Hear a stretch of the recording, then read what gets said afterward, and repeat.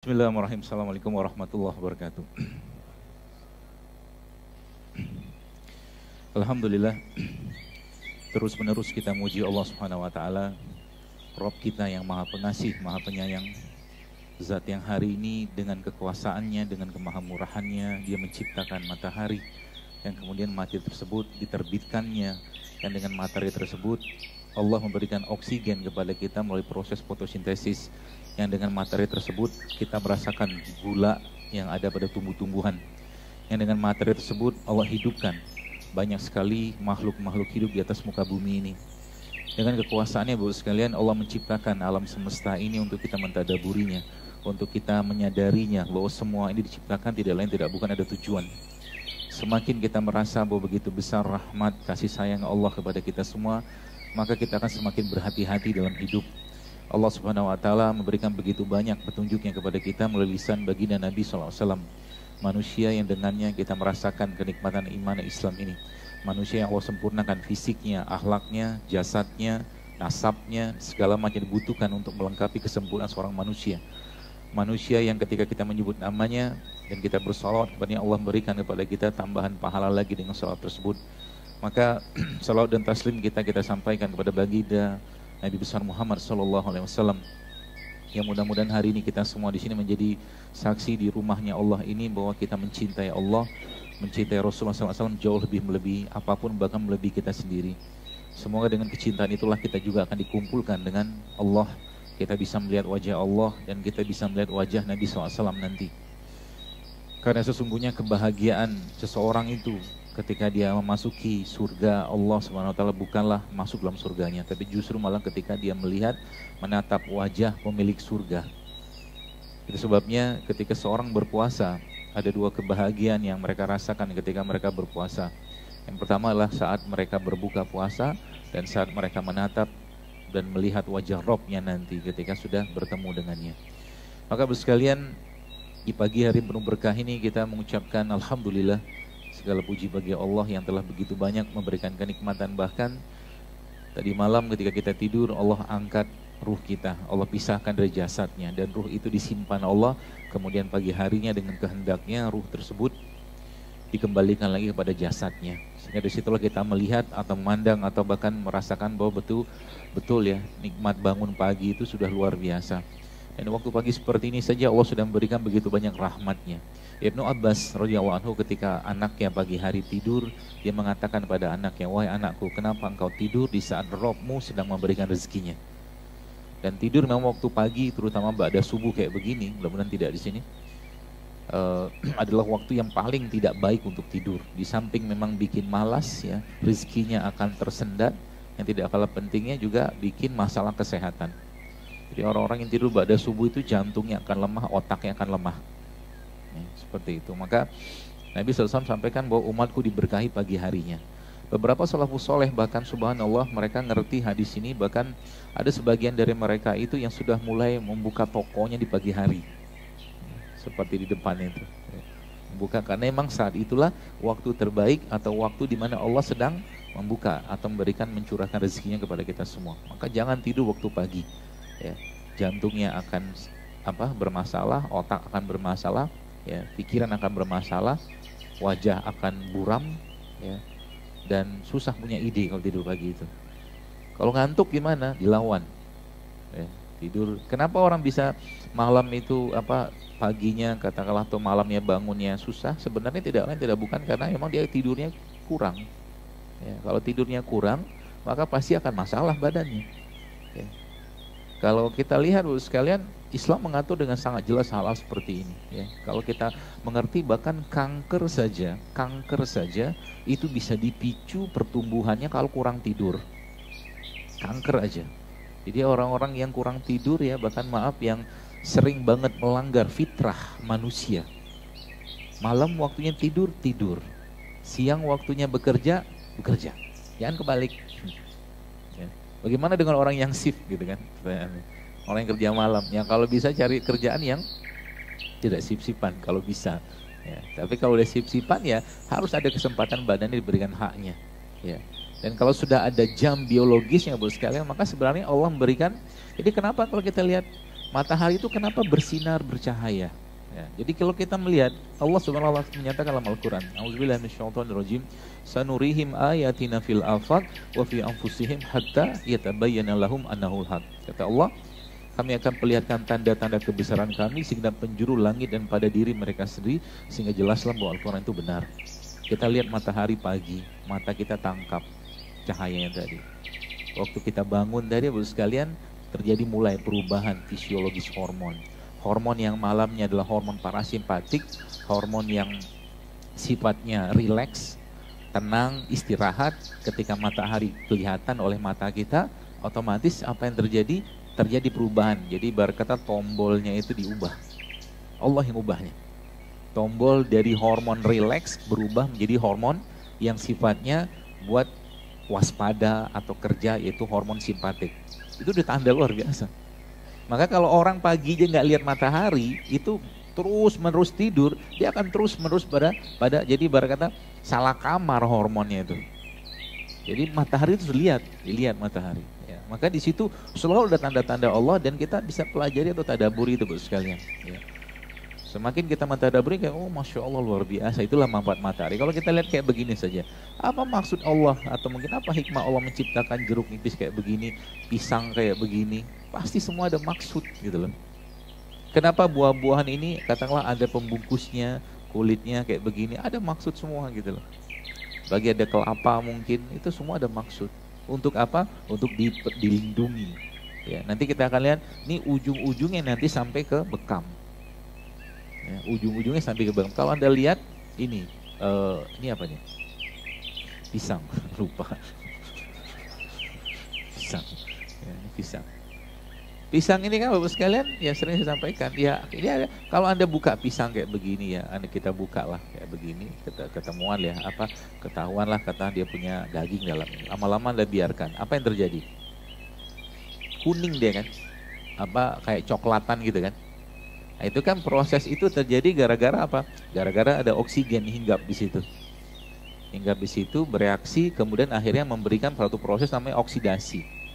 Ya, sama kayak, jadi pertanyaannya bagaimana caranya agar pisang ini tidak coklat, ya ditutup gitu kan, yang dibuka. Nah pelajarannya kalau kita tadaburi pisang aja, maka pisang itu memang paling baik kandungan antioksidannya, vitaminnya, mineralnya Anda dapatkan saat dia dipetik dari pohon. Petik dari pohon, buka, makan. Itu paling baik. Ya. Jadi kalau udah dibuka kayak begini, pasti dia akan teroksidasi. Dan ingat manusia, kalau kita mentadaburi ayat-ayat Allah tentang manusia, karena Allah menciptakan kita tuh manusia itu berpasangan.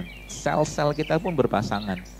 Jadi kalau dia sudah putus ikatannya, elektronnya sudah berpisah, sekalian, maka apa yang terjadi? Dia akan berubah menjadi radikal bebas. Stres oksidasi, selnya stres.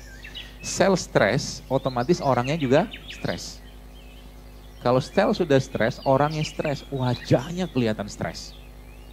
Wajah kita itu cerminan dari apa yang ada pada perut kita.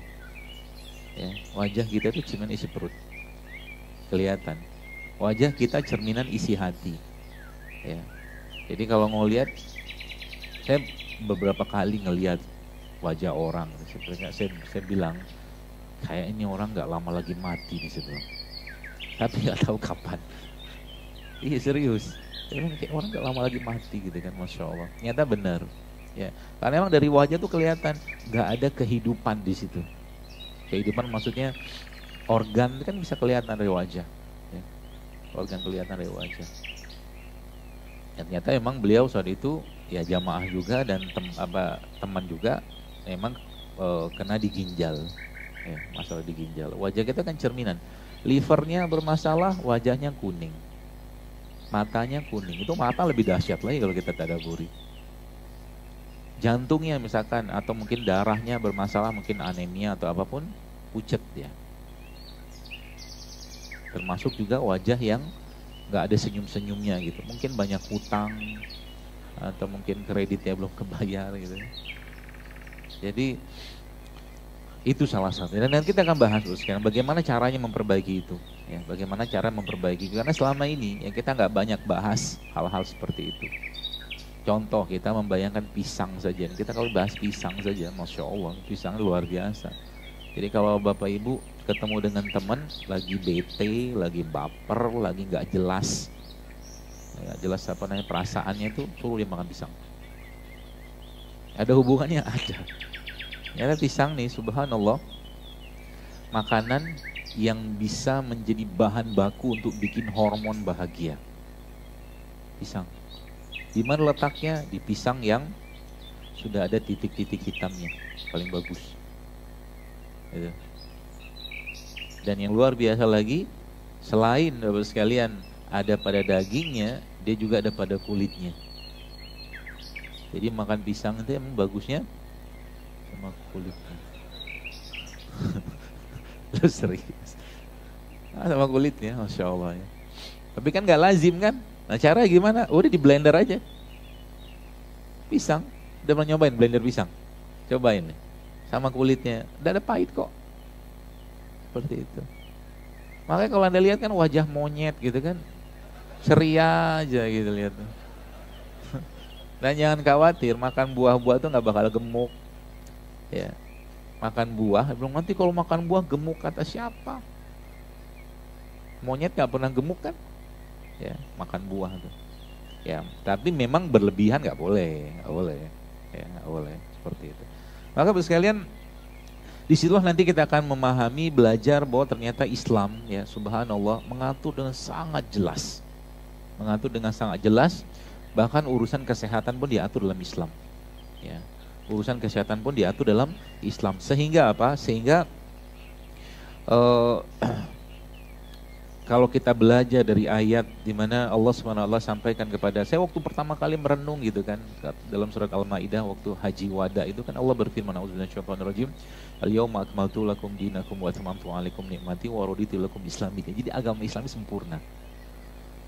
Maka urusan apapun dalam Islam sudah ada pedomannya. Coba masuk toilet ada doanya, keluar ada doanya, pakai baju ada doanya, potong kuku ada doanya. Coba bercermin ada doanya, hal-hal sederhana loh. Hubungan suami istri ada doanya, ada polanya. Ya, dicumbuin dulu, itu luar biasa. Nah, kalau kita merenung sedikit tentang itu, masa sih urusan kesehatan dalam Islam gak diatur? Masa sih gak diatur? Maka Allah Subhanahu Wa Taala, teman-teman sekalian, memberikan pedomannya kepada kita melalui lisan baginda Nabi SAW. Dan Nabi dijadikan uswahnya, Nabi dijadikan contohnya, teladannya. Maka Nabi itu kan kalau kita lihat, kalau Bapak Ibu baca dari kitab-kitab tentang Rasulullah ya, contohnya salah satunya adalah kitab Syama'il Muhammadiyah karangan Imam Tirmizi, itu luar biasa. Nabi itu kan badannya kekar, ya, perutnya six pack, ya, gagah gitu kan. Nabi Yusuf itu hanya sepertiga gagahnya Nabi. Bayangkan urusan secara fisik.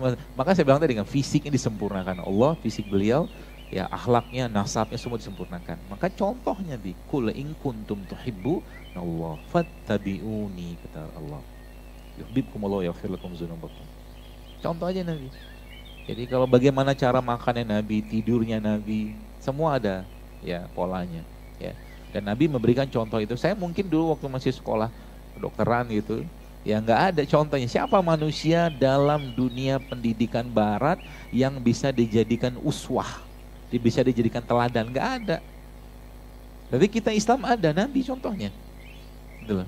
Maka di zaman dulu kita lihat sekarang, kenapa manusia zaman sekarang di era kayak sekarang banyak sekali penyakit-penyakit degeneratif, teman-teman sekalian. Degeneratif itu apa? Stroke, darah tinggi, kencing manis, asam urat, penyakit jantung degeneratif. Bapak Ibu tahu kira-kira penyakit degeneratif itu sumber muasalnya apa? Makanan. Kenapa bisa makanan? Karena manusia tidak mampu lagi mengatur hawa nafsunya. Kan begitu. Kalau kita lihat, kita trace balik. Jadi kalau kita lihat, subhanallah, syariat dalam Islam semuanya menyehatkan.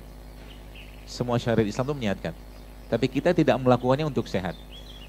Kita tidak melakukannya untuk sehat. Kita melakukannya karena ketaatan, karena kewajiban kepada Allah SWT. Dan manusia karena dibekali Allah, ya, tubuh kita ini dibekali Allah dengan nafsu, maka kita pengen yang enak-enak terus. Kita pengen yang enak-enak terus. Sekarang misalkan begini, menurut Bapak Ibu sekalian, ini sehat nggak? Sangat sehat lah, insya Allah sehat. Apalagi baru dipetik dari pohon misalkan kayak begitu kan. Nah misalkan di samping saya ini ada satu piring yang isinya gorengan. Menurut Anda kira-kira sehat nggak? Jujur aja lah. Sehat nggak? Terus kenapa dimakan? Enak kan? Lihat, nafsu kan? Kan nafsu. Ujung-ujung itu aja sebenarnya. Nafsu lagi, nafsu lagi, nafsu lagi. Udah ngerti nggak sehat misalkan? Ya kebetulan di luar kan nggak ada yang jual gorengan kan? Ya, nggak apa-apa makan gorengan sekali-sekali, setahun sekali, 6 bulan sekali.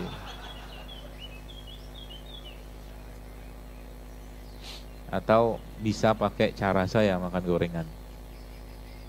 Sudah mau tahu caranya? Sudah tahu kan? Oh belum, Masya Allah.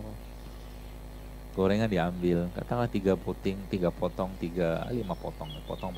potong, siapin itunya. Kuahnya, kuah kacang itu kan. Kebayang diam-diam begini, Masya Allah. Pengen.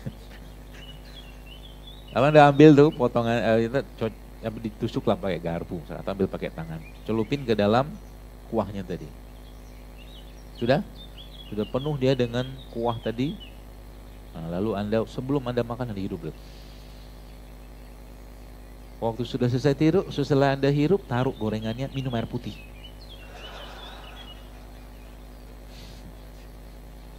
Ulangi beberapa kali sampai kenyang, insya Allah. Halalkah gorengan? Halal. Tapi toyib nggak dia? Nggak toyib. Jadi jangan berpikir semua, ngapain ribet banget ikut Zaidul Akbar? Ya, ngapain ribet banget ikut Zaidul Akbar? Makan tempe, makan kurma. Hidup tuh dinikmati. Baik, banyak orang bilang gitu saya. Sekarang, saya kemarin subhanallah sempat dapat sebuah lab dari seorang ustadz. Terus saya sebutin siapa lah. Waktu saya lihat lab itu, ustadznya sudah pra-diabetes. Gula puasanya sama ada satu lagi indikator HbA1c-nya itu sudah dia menunjukkan tanda-tanda yang positif diabetes. Ya gimana mau diabetes, setiap mau kajian makan nasi pakai tongkol. Enak kan? Hidup nikmati saja, tapi harus ingat, tubuh kita tidak akan bisa dibohongin. Gak bisa. Itulah. Akan sampai pada satu titik tubuh itu tidak bisa mengkompensasi lagi apa yang masuk sehingga apa? Dia ngeluh. Keluhan banyak, mual-mual, pusing, muntah segala macam, badannya nggak enak gitu kan. Sampai akhirnya udah mentok itu semua simptom atau keluhan tadi sudah mentok, muncullah namanya penyakit. Jadi dia prolognya semua itu, gitu loh. Dan itu semua salah satu dari makanan, salah satunya. Banyak lagi yang lain sebenarnya. Ya. Saya bilang sama dia, Ustaz, coba deh dikurangi ini segala macam. Insya Allah dia bilang gitu. Amin, saya bilang. Sayang, masih muda, saya bilang kita masih banyak yang bisa kita kerjakan. Masa mati gara-gara beginian? Gak bisa ngontrol makanan. Sekarang ngontrol makanan aja gak bisa, yang urusan makanan gak sehat gak bisa, minuman sehat gak bisa. Gimana cerita jihad? Betul? Gak usah cerita jihad deh, ngurusin makanan yang gak sehat aja gak bisa. Makanan gak sehat otomatis apa? Perilakunya gak sehat. Susah bangun malam, berat bangun malam, kan begitu ceritanya. Ya. Jadi kalau kita udah ngerti pola-polanya Bu sekalian, maka kita udah memikir, falyanzuril insana ila ta'ami. Perhatikan apa yang dimakan. Maka Islam memberikan pedoman yang sangat jelas. Jadi kalau kita bicara tentang definisi pengobatan itu kita harus tahu dulu. Ya. Taunya apa? Taunya bagaimana konsep sehat dalam Islam. Itu dulu yang pertama. Baru nanti kita akan tahu. Ya, oh ternyata saya selama ini keliru nih. Ya. Islam tidak mengenal mens sana in corpore sano. Itu artinya apa? Dalam tubuh yang kuat terdapat jiwa yang sehat. Kalau konsepnya begitu udah main aja ke rumah sakit jiwa. Banyak orang sehat, fisiknya banyak. Jiwanya justru malah gak sehat. Maka Islam memberikan pedoman, Rasulullah memberikan petunjuk kepada kita semua. Bunyinya apa? Nabi katakan, ala wa inna fil jasad mudghah iza solahat solahat jasadu kulluhu wa iza fasadat fasad jasadu kulluhu. Ala wa hiya qalb, katakan. Ketahuilah dalam tubuh manusia terdapat segumpal daging. Kalau dia baik, baik semua, dia rusak, rusak semua. Daging itu apa? Kolbu. Daging itu kolbu. Ya. Jadi dia tentara, dia rajanya, dia mengatur. Jadi kayak misalkan kalau kita bahas tentang tadi, kita udah jelas nih makanan nggak sehat, ini sehat, ini nggak sehat, gitu kan. Kita memilih yang tidak sehat, maka kita nggak jaga kolbu kita. Lama-lama kayak begitu terus ternodai kolbu tadi, terlukai dia. Terlukai. Akhirnya apa? Dia makan bukan untuk kebutuhan tubuhnya, tapi dia makan sesuatu untuk memuaskan hawa nafsunya. Kan begitu kan? Kalau kita diberi pilihan makan sama tidak makan, saya yakin saya, Bapak Ibu sekalian pasti milihnya makan. Saya pun pilih makan. Ya kan? Karena apa? Karena kita punya nafsu. Tapi Anda sodori makanan ke malaikat, nggak mau mereka nggak ada nafsu. Ya, kita katakanlah nikah itu untuk salah satunya menyalurkan hawa nafsu kita, syahwat kita. Malaikat nggak ada nikah-nikahan, gitu loh. Karena manusia sukanya makan, maka Allah disuruh stop, mau nggak makan? Nggak bakal mau, makan terus. Akhirnya apa? Dibuat syariatnya kan? Ada syariatnya. Syariat untuk kita stop makan. Namanya puasa Ramadan. Kalian baca, ya ayyuhallazina amanu kutiba alaikumusiyam kama kutiba alal ladzina min qablikum. Kami syariatkan kepada kalian puasa, ya kata Allah. Dan sebelum kalian min qablikum, sebelum kalian sudah kami syariatkan. Jadi kalau Rasul itu datang, Bapak sekalian, para nabi Rasul itu datang, maka syariat nabi sebelumnya itu dihapus. Tapi ada dua syariat yang tidak hilang ya dari zaman dulu, yaitu apa? Syariat berpuasa, satu lagi pernikahan. Tetap ada. Karena casing kita sama. Jadi zaman Nabi Adam, ya badan kita ini sama, cuma beda tinggi aja. Nabi Adam bedanya tingginya 27 meter. Kita paling tinggi 2 meter lah. Sama. Nanti di surga kayak begitu juga. Ya, maka disitulah kita belajar bahwa ternyata emang Allah kasih pedomannya. Lihat, 30 hari Ramadan disuruh bersih-bersih badan, disuruh jangan banyak makan, tapi justru negeri kita ini bulan Ramadan justru malah inflasi paling tinggi, betul? Kenapa? Karena sibuk dengan buka apa, sahur apa, buka bersama siapa. Satu juz Quran pun gak terbaca. Betul kan? Harusnya menjadi bulan bersih-bersih apa? Yang dibersihkan apa? Nafsunya dibersihin, kolbunya dibersihin, imannya dibersihin. Harusnya. Tapi lagi-lagi makan lagi. Akhirnya apa? Waktu buka puasa itu lagi nggak ada beda dengan 11 bulan yang lain. Sehingga apa? Tarawihnya ngantuk. Salat malam susah. Ya gitulah, balik-balik gitu aja. Mari kita berbagi betul sekalian. Sayang ya, punya badan yang sempurna kayak begini Allah kasih, ya cuman sekedar untuk memuaskan hawa nafsu. Waduh, sayang banget. Ya. Dan nanti kalau sudah ngerti pola konsep atau polanya, gampang banget ngobatin penyakit, gampang sekali. Asal apa? Asal kita mau kembali kepada Allah. Apa susahnya Allah menyembuhkan kita dengan kalau misalkan zaitun saja, ini luar biasa kan ini zaitun ini, efeknya ke badan. Ya, penelitiannya dulu sangat banyak tentang zaitun. Modal ini salah satunya sih. Ya. Maka Allah SWT memberikan pedomannya kepada kita. Ya. Maka tadi saya katakan, ujung-ujungnya kalau kita mau membahas tentang penyakit atau kesehatan, maka harus dimulai dari kolbunya dulu. Kolbunya dulu, nafsunya dikendalikan. Ya, siapa mengendalikan nafsu itu dulu? Ketika ada makanan sehat, makan secukupnya. Durian itu enak, Kak? Enak kan? Adakah di sini yang makan durian 1 potong, 2 potong, 3 potong? Ketika dikasih durian susah kan? Pokoknya 1 duriannya 1 buah gitu kan dimakan sekaligus. Nah, maka nanti hari ini hari apa? Sabtu. Nah, besok kan biasa ada pada kondangan tuh.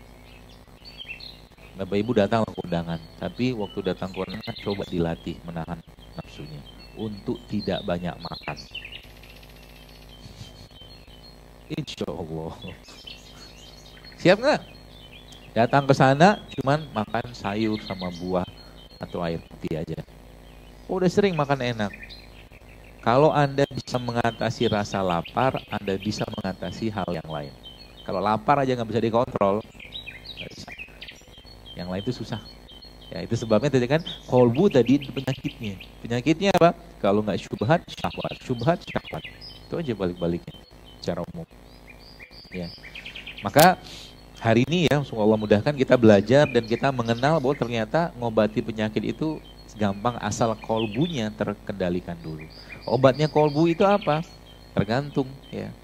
Kalau dia penyakitnya jiwa ya, atau kalau jiwa ya berhubungan dengan orang lain gitu kan, maka dia harus ketemu silaturahim, keluarga, ya ngobrol sama teman, ya sahabat seperti itu. Kalau urusannya sama ruhnya, apa yang harus dikerjakan? Diruqyah. Diruqyah. Maka Nabi SAW, kalau Bapak Ibu baca, hampir setiap hari itu Nabi meruqyah dirinya. Betul? Setiap malam Nabi meruqyah. Ya, membacakan zikir-zikir pagi, zikir-zikir sebelum tidur, kemudian ditiupkan di tangan, diusapkan ke badan. Seperti itu. Ya, maka itu salah satu bentuk pengobatan. Salah satu bentuk pengobatan. Nah, obatnya apa kolbu itu? Ya, obatnya apa? Kalau boleh saya katakan kolbu itu ya obatnya adalah syariat. Kembali kepada syariat. Kembali kepada Allah, kembali kepada Rasul. Jadi contoh begini. Ini misalkan. Ini kan makanan sehat nih. Ada kentang, ya. Ada apa namanya? Jeruk nipis, ada wortel, tomat. Ini wortel. Sehat nggak dia? Sehat. Kalau Anda makan ini kira-kira fisik Anda akan sehat nggak? Akan sehat. Tapi pertanyaan, bagaimana makanan ini bisa menyehatkan kolbu Anda? Jawabannya apa? Direbus. Nggak ada hubungannya. Bagaimana makanan ini, tomat, wortel, jeruk nipis ini bisa menyehatkan kolbu kita. Kolbu itu berarti butuh makanan, ada dia butuh makanan. Caranya gimana? Hah? Sedekahkan.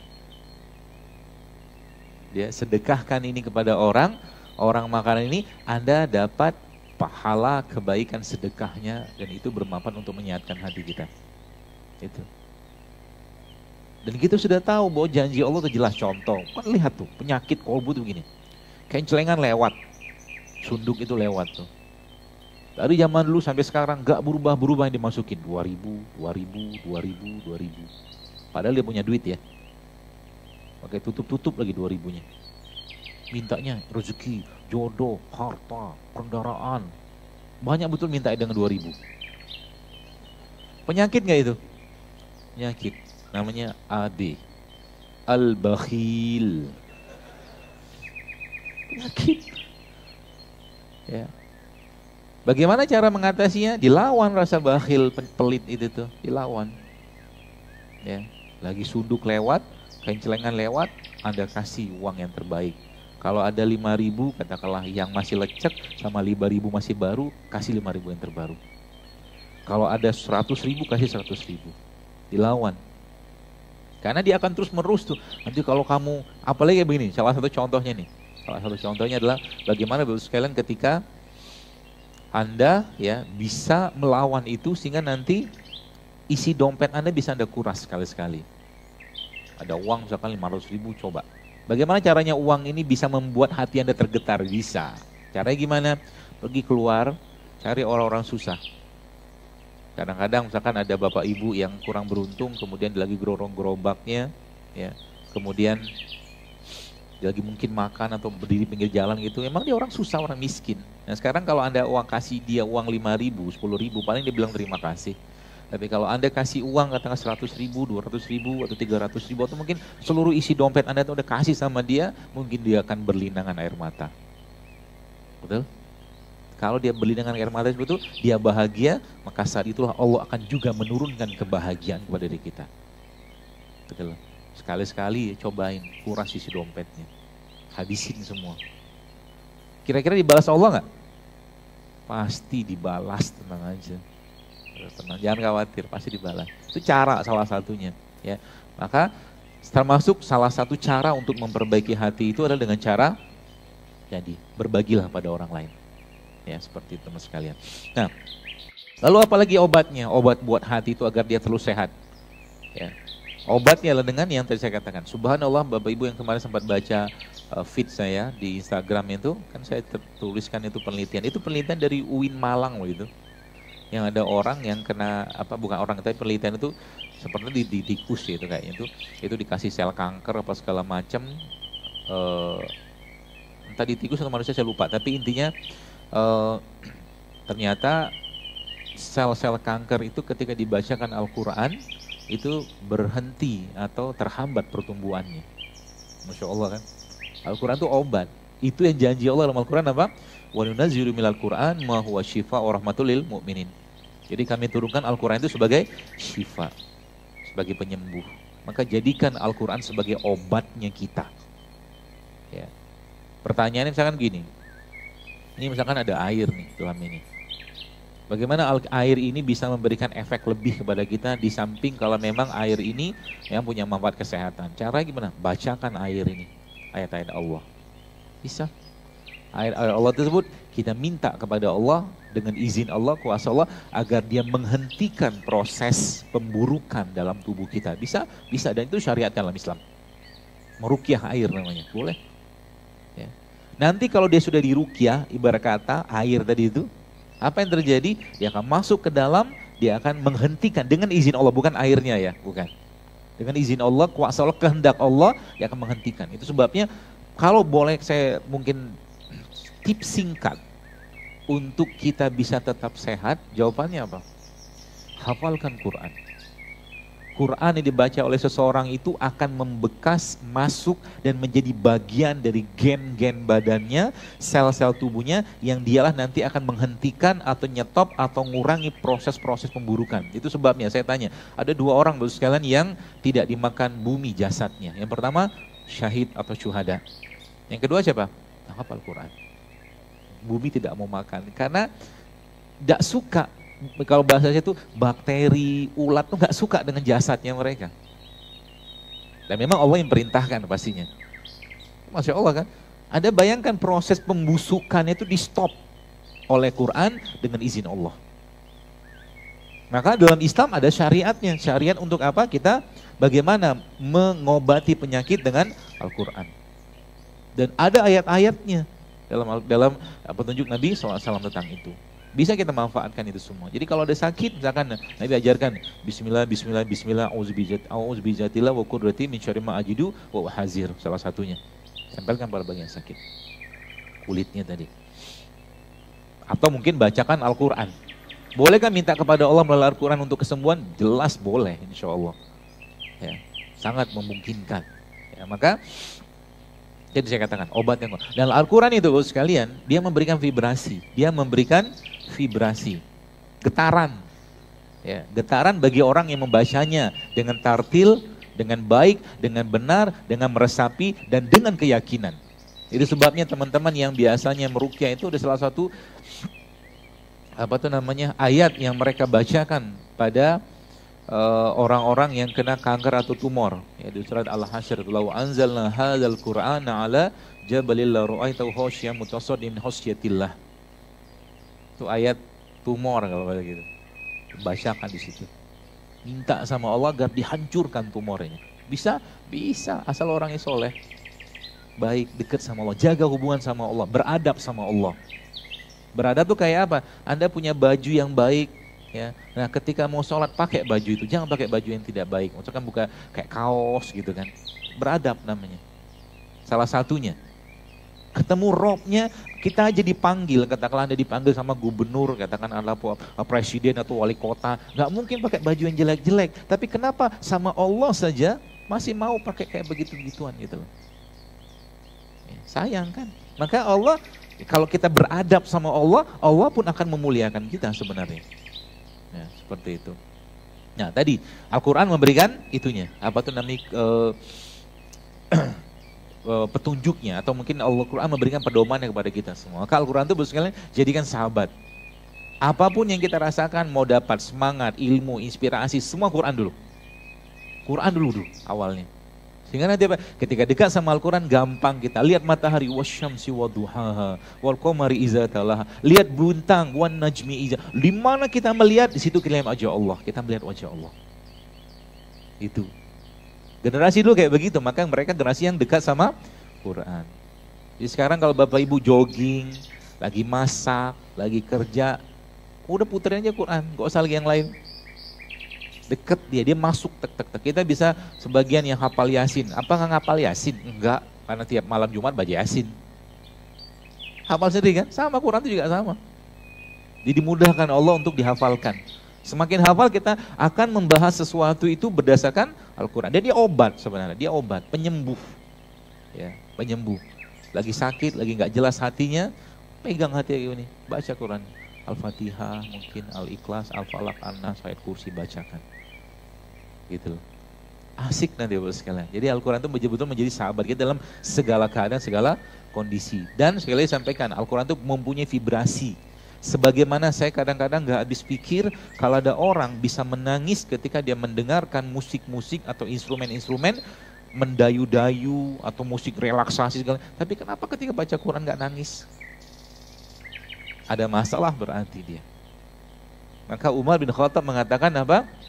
Kata Umar, menangislah engkau ketika membaca Al-Quran. Jika kau tak mampu menangis, kata Umar, maka paksakan dirimu untuk menangis. Dipaksa nangis, karena emang di sini akan keluar. Jadi ketika air mata itu keluar, kalau bahasa saya membahasakan itu, situlah akan keluar penyesalan, radikal bebasnya, oksidasinya. Maka orang biasanya habis menangis, plongnya minta ampun. Jadi mungkin penyakit yang diderita oleh seseorang itu terjadi gara apa? Gara-gara sudah lama air matanya nggak tumpah. Nangis itu Bapak sekalian, terus menerus kita katakanlah menangis karena Allah, maka insya Allah tubuh kita akan terstabilkan kembali sebenarnya. Terstabilkan kembali. Ya kayak laptop lagi hang, itu di reset. Nah, itu kayak begitu. Ya, jadi jadikan Al-Quran sebagai obat dan nikmati vibrasinya. Getaran-getaran Al-Quran. Setiap huruf yang ada itu Masya Allah sekalian. Memberikan kayak ngirim sinyal gitu kan. Maka para sahabat-sahabat itu zaman dulu kalau kita lihat itu Masya Allah, kadang-kadang saya nggak habis pikir, asik banget punya iman kayak begitu. Ketika Al-Quran dibacakan, mereka bisa menangis bahkan bisa pingsan. Ya. Sehingga zaman dulu memang nggak banyak penyakit-penyakit ya, yang berhubungan dengan apa? Yang berhubungan dengan degeneratif, karena Al-Quran yang menjaga mereka. Al-Quran yang menjaga mereka. Maka kembali sekarang, kita mau kembali ke sana. Kembali pada generasi Quran. Kembali kepada bagaimana bacaan-bacaan tadi membuat kita tenang, damai, bahagia. Ini katakan Allah katakan dalam Al-Quran, allazina tatma'innul qulubuhum bizikrillah. Ala bizikri tatma'innul qulub. Ingatlah, hanya dengan mengingat Allah hati itu menjadi tenang. Sekarang saya lihat beberapa pola-pola orang-orang barat itu, mereka sekarang nulis tuh meditasi. Ya, meditasi. Saya katakan kasihan banget nih orang. Kasihannya apa? Mereka nggak tahu Islam itu sudah punya konsep. Kita udah bangun pagi, suruh zikir. Nanti ada sholat, zikir lagi. Kan sholat itu kan zikir. 5 waktu biasanya kita suruh zikir.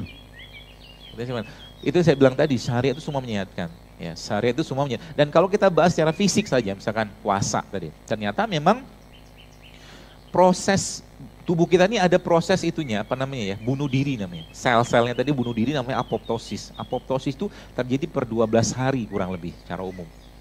Ya. Per 12 hari terjadi secara umum. Jadi kalau kita ambil angka 365, ya 365 itu maksudnya 1 tahun gitu kan, dibagi 12, maka kita akan ketemu 30 hari. 30 hari itu yang kita disyariatkan dalam Islam berpuasa. Jadi apa kata kuncinya? Jadi sebenarnya muslim tidak muslim dia, Islam atau tidak Islam dia, maka dalam 1 tahun dia harusnya menghentikan makannya selama 30 hari karena tubuhnya memang perlu di-reset. Itu. Ada 30 hari, ada 6 hari Syawal, ada 2 hari dalam seminggu, ada 3 hari sebulan. Dan ternyata proses tadi itu makin optimal terjadi saat kapan? Saat tengah bulan atau pertengahan bulan. Jadi proses bunuh diri sel itu terjadi, itu subhanallah paling optimal pada pertengahan bulan. Paling optimal. Dan ternyata Islam, Rasulullah SAW memberikan petunjuk kepada kita dengan cara apa? Nabi memberikan pedoman namanya puasa Ayyamul Bid. Dan ternyata puasa itu memberikan lagi kekuatan atau mungkin mengoptimalkan lagi proses bunuh diri sel tadi. Proses bunuh diri sel tadi itu dioptimalkan lagi oleh puasa. Ya, oleh puasa. Plus lagi kalau kita lihat itu, Jadi mulai tengah bulan ada puasanya. Dan kalau kita lihat pada tanggal 16-nya kita disuruh istirahat. Baru tanggal 17-nya, 19-nya atau 21 kita disuruh berbekam. Itu kan pola itu. Umat Islam nih kalau ngikutin pola-pola Nabi SAW, harusnya, apalagi kita akan bahasin nanti. Harusnya kita menjadi umat yang paling sehat, harusnya. Ya, tapi sayangnya banyak godaan, nafsunya diutamakan. Ya. Akhirnya apa? Lemah kita. Dan salah satu pintu masuknya syaitan dan pintu lemahnya iman adalah terlalu banyak makan. Kalau terlalu banyak makan apa yang terjadi? Pasti akan gemuk. Gitu loh. Secara umum, ya. Maka mari kita perbaiki ya. Dan memang dalam Islam sekalian, kalau kita bicara tentang ruang lingkup pengobatan itu ada 3. Ruang lingkup pengobatan itu ada 3. Yang pertama, dia menjaga kesehatan. Ya. Yang kedua, dia menghindarkan sesuatu yang dapat merusak atau menyakiti badan. Dan yang ketiga, membuang zat yang bisa merusak tadi. 3 hal tadi. Maka tadi saya katakan, bagian yang paling banyak terpapar dalam badan kita ini dengan polusi, dengan polutan, apa coba? Kulit. Kulit kita ini kan paling terpapar. Ya, dari semua bagian. Ya, paling kena terekspos. Maka di situ saya belajar, oh ternyata disitulah syariat atau petunjuk Nabi atau sunnah hijamah atau bekam itu dibeli. Jadi bekam itu seperti vaksinasi kulit. Bekam itu. Maka kalau kita baca penelitiannya itu, Masya Allah, tabarakallah, bekam itu dahsyatnya luar biasa. Ya, luar biasa. Jadi kadang-kadang, ya Allah, ini sayang banget umat Islam gak kenal hijamah, gak kenal bekam. Itu baru modal. Bahkan dari hadis Nabi mengatakan apa? Nabi mengatakan berbekam pada tanggal 17 atau 19 atau 21, kata Nabi SAW, itu menyembuhkan penyakit, kata Nabi.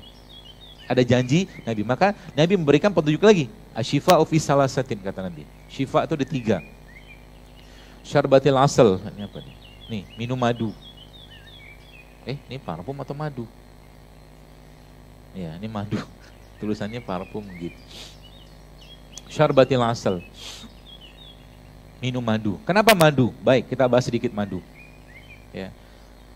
Para peruqyah itu, kalau mereka biasanya habis meruqyah, ya, yang diruqyah kan mengeluarkan jin segala macam, menenangkan hati, tidak hanya jin saja. Maka biasanya sekalian mereka akan memberi ini, madu. Jadi minum madu itu ada sunnahnya, atau mungkin petunjuk dan sunnah dari apa yang disampaikan oleh baginda Nabi SAW. Biasanya mereka susu kambing sama madu. Jadi susu kambingnya 3 liter, madunya 1 liter. Gunanya apa? Membersihkan fisiknya. Dan juga sekaligus membersihkan kolbunya.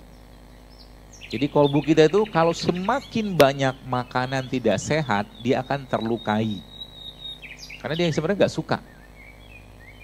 Ya, nggak suka dengan makanan tidak sehat.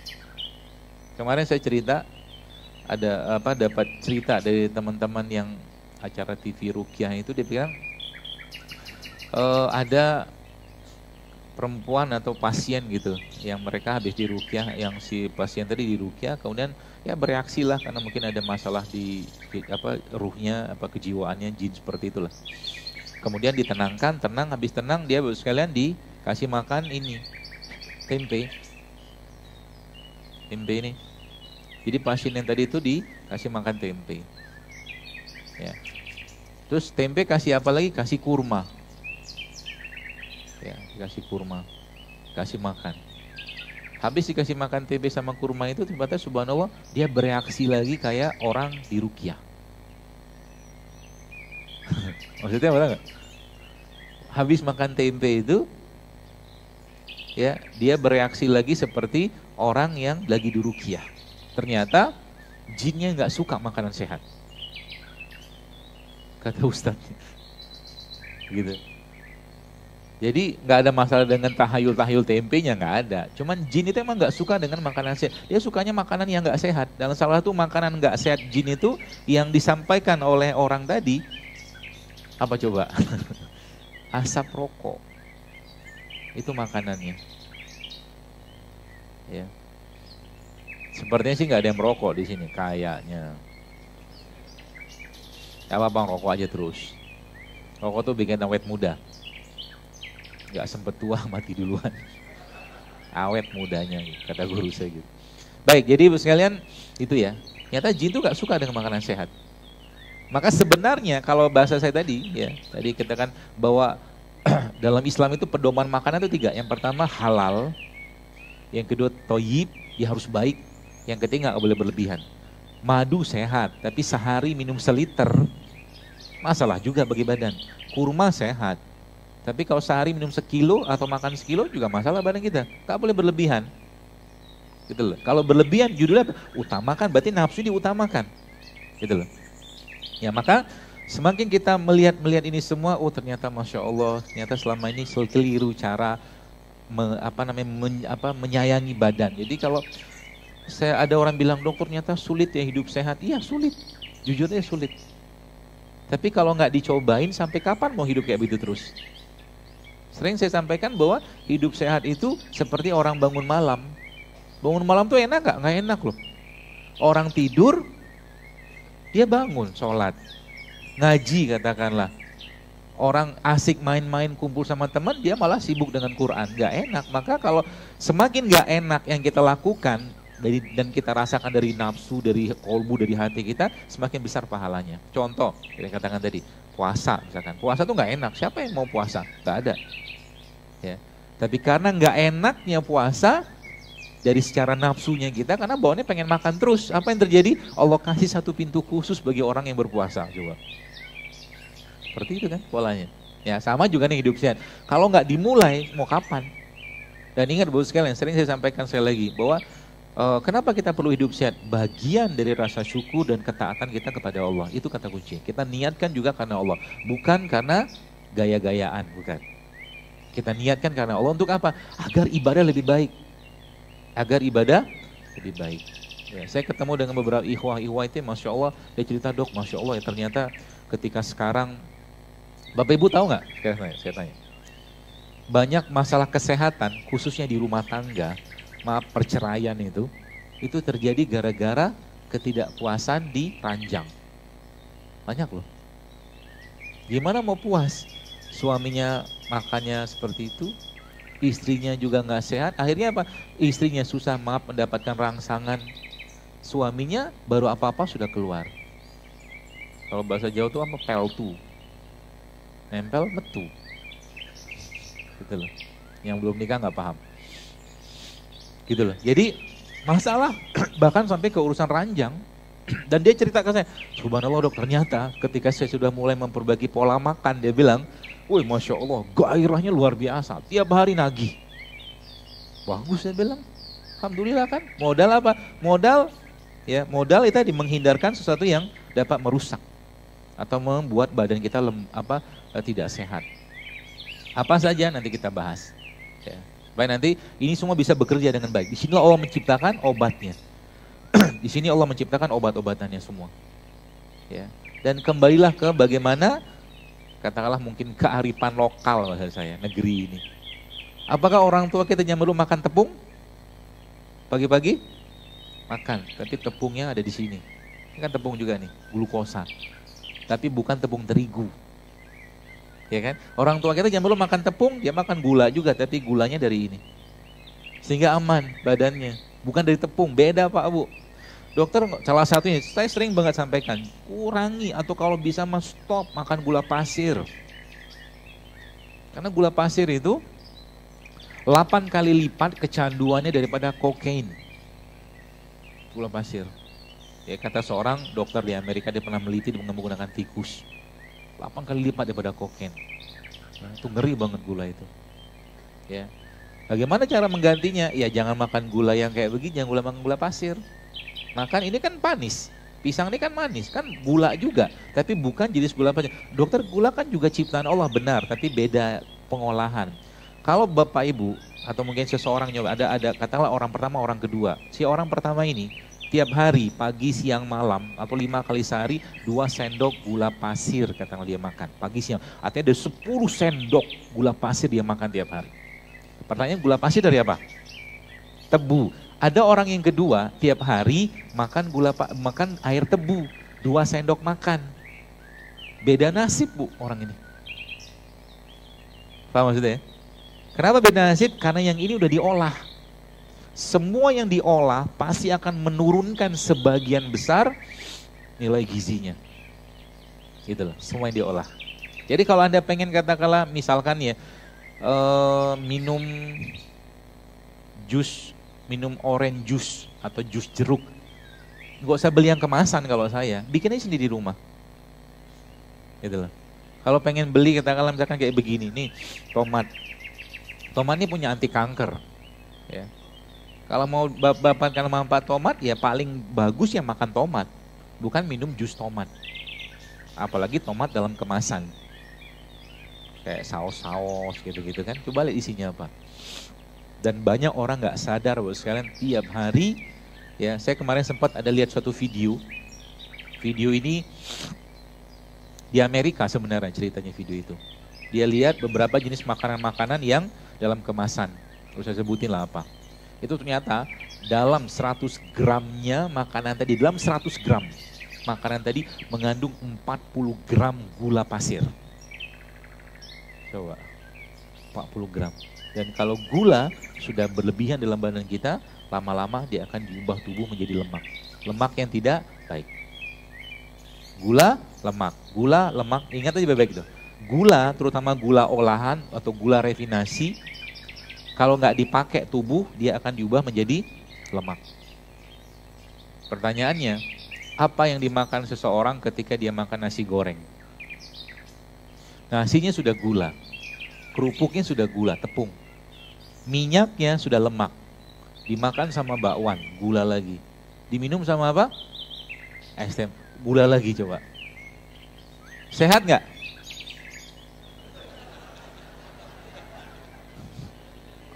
Terus kenapa dimakan? Enak, terus saja kayak begitu, nggak berubah-berubah gitu kan. Jadi jangan garja, kadang-kadang saya lucu gitu lihat orang itu kan, wah ada Dr. Zaidul nih, sembunyiin makanannya. Ngapain juga? Nggak ada yang melarang, saya nggak memfatwakan. Saya juga siapa, saya melarang Anda makan. Ya. Tapi ingat, lagi-lagi tubuh kita tidak akan bisa dibohongin. Tenang aja, nggak bisa dibohongin.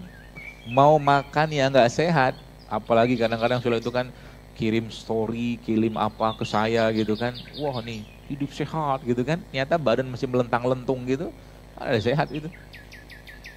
Makanya kata Nabi kan, di akhir zaman aku melihat fenomena di kalangan umatku, banyak dari mereka yang gemuk. Gemuk tuh gak lucu.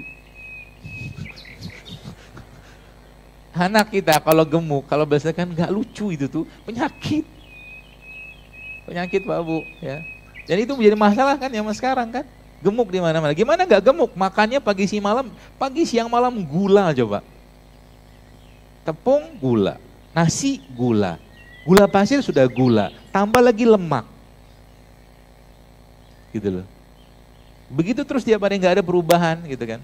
Maka mudah-mudahan sekalian hari ini ya kita belajar sehingga gampang sekali memperbaikinya. Kalau mau nggak? Saya mau tanya dulu, deklarasi dulu. Bapak Ibu siap hidup sehat? Buat apa? Untuk Allah ya, untuk taat, kan sesuai judul. Ya. Kita hidup sehat untuk taat atau dalam rangka ketaatan kita kepada Allah. Sehingga nanti kalau udah kayak begitu Bapak Ibu sekalian, maka insya Allah Anda makan kunyit, minum jahe, minum kencur, temulawak, dapat pahala semua insya Allah. Karena diniatkan karena Allah, itu kata kuncinya. Jadi bukan lifestyle dia, nggak usah gaya-gayaan. Kita nggak butuh gaya-gayaan. Ya. Yang kita butuhkan apa? Badan fisik yang kuat. Ya. Gimana nggak punya mental iman kerupuk gitu kan? Makannya kerupuk terus tiap hari. Kerupuk itu kan prak. Hancur dia. Mental kerupuk, iman kerupuk kalau bahasa saya. Bangun malam susah, ngaji susah, sedekah banyak sedikit susah. Gak usah cerita berjuanglah untuk Islam. Gitu loh. Paksain. Kalau udah urusannya untuk kebaikan, paksain. Masya Allah kayak begini kan teman-teman Hijrah United ini mengakomodir semua, menyiapkan semua kayak ini, Masya Allah saya katakan. Dan ini memang belum banyak nggak dibahas ya, para ustadz segala macam, memang nggak ada majlis-majlis yang membahas tentang kesehatan kayak begini. Ada 800 lebih ayat-ayat dalam Al-Quran itu sekalian kalau kita bahas tentang kesehatan, banyak sekali. Ya. Dan itu kalau dipraktekkan maka umat Islam harusnya menjadi umat yang paling sehat, sekali lagi saya sampaikan. Asal mau aja. Dan kita harus ngerti dulu yang kita makan sekarang ini apa yang bikin masalah. Ya, seperti itu. Jadi 4 hal tadi, nih kan sudah mau janji nih. Sekarang saya tanya sekali lagi, sudah siap hidup sehat? Masya Allah, Allah saksinya ya. Allah jadi saksinya. Jadi kalau Anda langgar, urusannya sama Allah.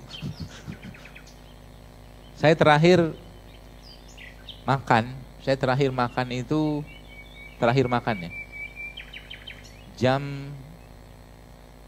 ba'da zuhur kemarin, ba'da Jumat. Terakhir makan. Ini saya ajarin ilmunya, yang mau turun berat badan. Terakhir makan kemarin ba'da Jumat, karena memang ba'da Jumat memang waktu yang lebih baik kita untuk makan. Ya. Sekarang jam berapa nih? 6:30. Sudah berapa jam? Sudah berjam-jam lah pokoknya. Ya kan? Udah kalau 12:30 aja misalkan ke 12:30 malam udah 12 jam. Berarti sekarang 1:30, 1:30, 1:30, tambah 5 jam lah atau 6 jam. Berarti sudah 18 jam. Saya nggak makan. Kok bisa? Bisa, ngerti kalau konsepnya asik banget. Kita ngatur badan, pola makan. Gitu. Sehingga nanti makan itu nggak usah sering-sering, sekali aja cukup. Dan kita udah banyak cadangan energi yang nggak kepake. Nah ini ilmu dasarnya. Baik, ini saya ajarin. Terus sekalian, konsepnya begini. Kalau Anda punya singa Anda itu berat atau mungkin bukan berat. Singa Anda itu misalkan ini sekedar umpamaan aja. Satu harinya kita kasih makan dia 10 kilo daging. Misalkan ya. Satu hari. Nah hari itu misalkan suatu hari singa itu Bapak Ibu tidak kasih 10 kilo tapi cuma 3 kilo aja daging. Berarti ada pengurangan sekitar 2/3. Setelah 2/3 itu dikurangi, singa tadi Anda bawa, katakanlah dilepaskan ke kerumunan orang. Apa yang terjadi? Pasti makan orang dia. Nah tubuh kita itu sama. Ketika nggak ada asupan yang dimasukin ke badan kita, maka sel-sel tadi akan mencari sumber-sumber bahan baku yang lain. Paham ya? Sumber bahan bakar yang lain yang paling kuat dan paling powerful untuk digunakan itu namanya apa? Lemak. Ya, lemak. Lemak itu sumber bahan bakar tubuh kita yang kalau dia dipakai itu luar biasa powernya kita. Tapi bagaimana caranya? Jangan masukin makanan.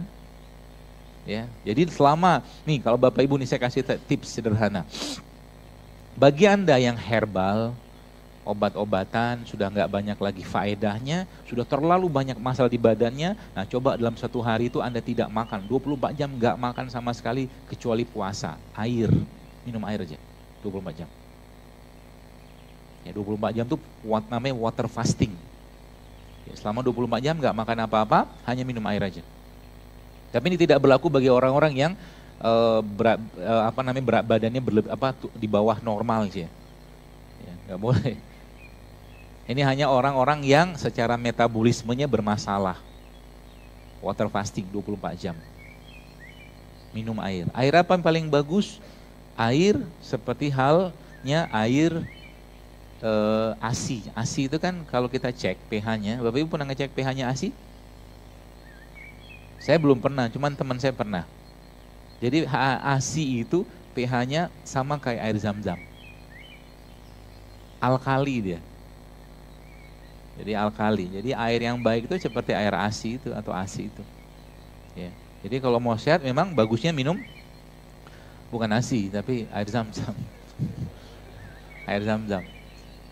Artinya air yang punya keberkahan dan bersifat alkali. Kalau nggak punya apa? Ya air biasa dengan pH netral. Jadi selama 24 jam tuh dia minum air mineral. Air mineral. Ya air mineral. Ya. Atau kalau nggak apa? Ya air kelapa juga boleh sih kalau ada. Tapi paling sederhana air putih aja selama 24 jam. Masih akan lapar. Itu lebih dahsyat lagi daripada si singa tadi. Karena apa? Ketika nggak ada kalori masuk, tubuh akan betul-betul menggunakan bahan bakar yang ada pada lemak, terus sekalian. Ya, salah satunya. Gampang sebenarnya ya, terus sekalian kalau mau. Ya. Seperti itu. Jadi konsepnya itu kayak begini. Jadi Sebenarnya kalau Bapak Ibu perhatikan, apa-apa sampaikan ini sebenarnya bukan ngajarin diet, bukan ngajarin turun berat badan, karena ngurunin berat badan tuh gampang banget. Gampang banget, asal mau ngontrol aja. Ngontrol gula yang masuk. Ya, contoh misalkan bubur ayam. Bubur ayam sehat nggak? Hah? Sehat nggak? Dianggap sehat. Ya kan ada gula lagi, karbo lagi kan, dari nasinya kan. Ya, nggak apa-apa kalau Anda mau makan bubur ayam dikit-dikit nasi, buburnya nggak banyak-banyak, kuahnya yang banyak, sama sayurnya. Ya. Karena kita sebagian besar sudah banyak kelebihan atau cadangan lemak. Kalau lemak sudah bermasalah di badan, maka pada akhirnya nanti sintesis atau metabolisme hormon juga akan bermasalah. Kalau kita lihat sekarang ibu-ibu, ya, kenapa kaum awat sekarang banyak sekali masalah kesehatan. Kenapa? Karena banyak lemak tidak sehat masuk ke badan mereka, salah satunya. Bakso, mie ayam kan gula lagi. Ya, nah seperti itu. Nah, terus kita lihat Bapak sekalian, bagaimana polanya agar kita bisa memperbaiki itu. Polanya. Yang pertama, ganti isi piring Anda mulai sekarang. Ya, ganti isi piring Anda mulai sekarang. Cara menggantinya gimana? Gampang. Contoh, kita pagi-pagi sebenarnya bagusnya makan apa? Bagusnya pagi-pagi jangan banyak makan. Pagi-pagi itu saran saya, jangan terlalu banyak makan. Sarapan sedikit aja. Apa yang paling bagus? Kurma. Paling bagus itu makan kurma pagi-pagi. Sesuai petunjuk Nabi SAW. Makan kurma, minum air jahe mungkin, atau kunyit sedikit, ya, atau serai, udah, sama buah sedikit, buah yang lain. Cukup. Sampai siang. Siang nanti baru makan. Atau kalau enggak pengen tetap makan, ya makan kayak orang zaman dulu nih. Ya, ada ubi, ini kan Masya Allah, ini kan ada kacangnya, ada. Kira-kira makan begini, bikin kenyang nggak sih? Kenyang loh sebenarnya. Selain kenyang sehat juga kan? Nggak ada minyaknya. Jadi kalau Anda mau, kalau saran saya, Bapak saya mau sehat, mulai sekarang, saran saya, pertama nasi putih coba dikurangi deh. Nasi putihnya dikurangin. Yang pertama, yang kedua apa? Tepungnya dikurangin. Kalau bisa di stop. Yang ketiga apa? Gula pasir dikurangi. Yang keempat, minyak. Semua produk dari 4 tadi coba di stop dulu mulai sekarang. Kita dapatkan sumbernya dari yang lain. Kita kan nasi putih nggak boleh makan, berarti kami nggak makan karbohidrat. Tenang, kita tetap makan karbohidrat, tapi dari sumber yang sehat. Contohnya apa? Beras merah, beras coklat, beras hitam. Ini kan juga karbohidrat nih. Gitu. Ya. Gula pasir ganti sama apa? Kurma. Bapak-bapak pagi-pagi, nggak apa-apa minum kopi, tapi jangan pakai gula pasir. Makannya pakainya kurma. Jadi ada kopi nggak pakai gula, makan kurma kan manis juga. Bayangkan, minum kopi itu bisa menekan rasa lapar, insya Allah. Ya, bisa menekan. Jadi kurma makan sama kopi, masya Allah sehat. Ya, seperti itu. Gampang, diubah sedikit aja. Ya, pagi-pagi misalkan kita ngubah sarapannya, ini sedikit aja kayak begini udah cukup. Ya. Atau mungkin Bapak Ibu pakai buah-buahan kayak begini juga bisa. Ini kan banyak apa tuh namanya? Ini tahu nggak apa nih?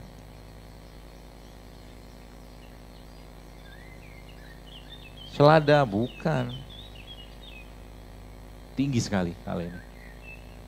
Inilah yang dikenal dengan living food. Jadi manusia itu makhluk hidup. Jadi kalau Bapak Ibu, ya kalau mungkin bahasa saya membahasakan sebenarnya pagi-pagi itu nggak usah modal macam-macam. Anda sayuran kayak begini ya, misalkan ada mangkok nggak? Jadi, kalau ada, modal sayuran kayak begini,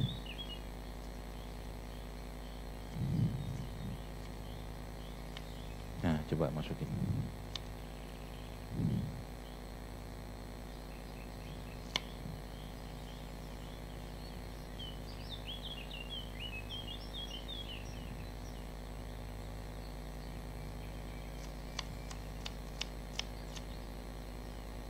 Iya.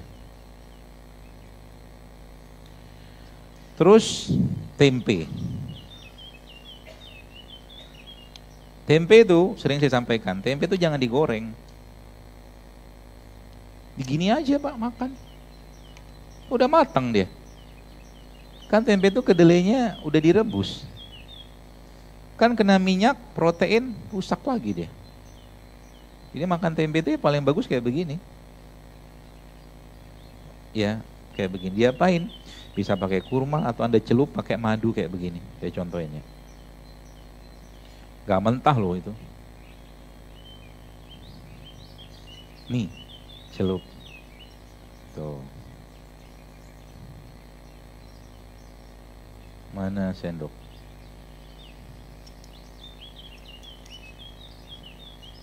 Bapak mau nyobain, Pak? Belum pernah kan nyoba tempe begini kan? Enak Pak, Masya Allah. Mau disuapin? Nih coba antum makan, apa? Ih, beneran dia. Kasih tisu nih, tisu. Coba tanya sama dia, enak gak? Coba antum berdiri.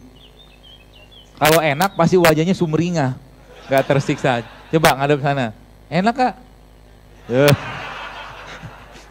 Gak tersiksa kan? Masya Allah, alhamdulillah, jazakallah khair. Tempe, kan sudah saya bilang loh sekalian, tempe itu kan protein. Ya.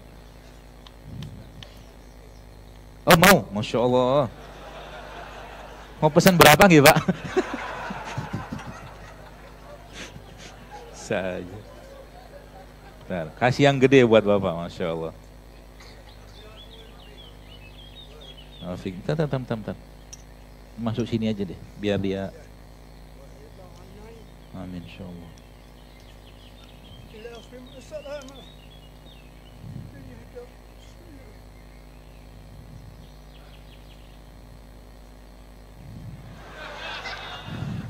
Hayakallah. Insya Allah. Bahagia banget.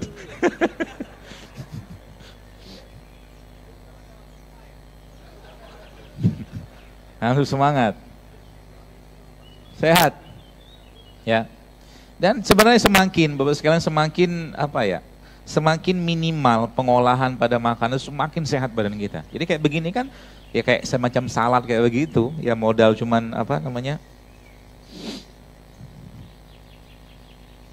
Ada tomatnya, ada sayuran kayak begini, kemudian ada proteinnya, ya. Ini kan protein nih. Gampang. Udah gitu, kasih madu.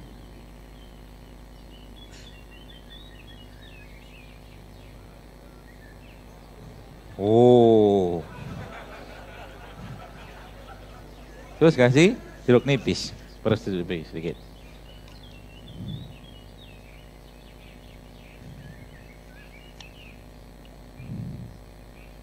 Jangan bilang mahal.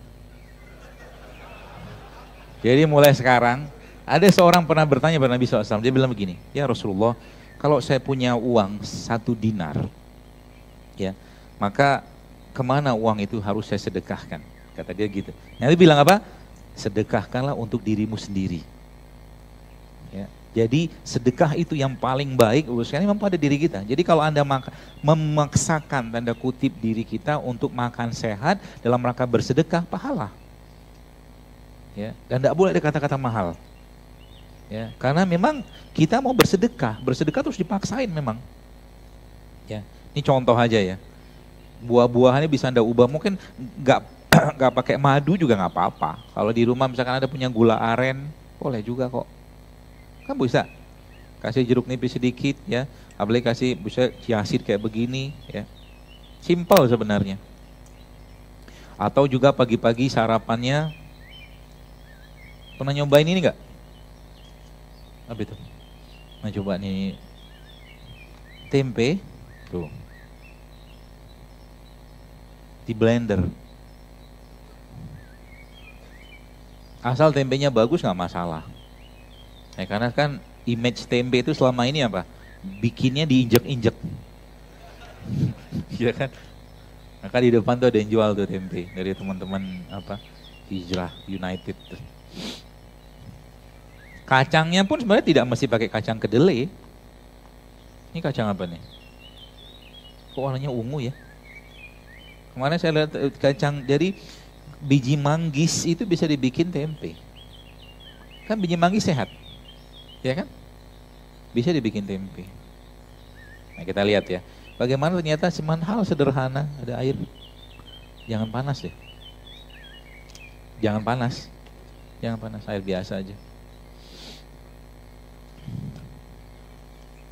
Ada kurma nggak? Kita kasih dikit.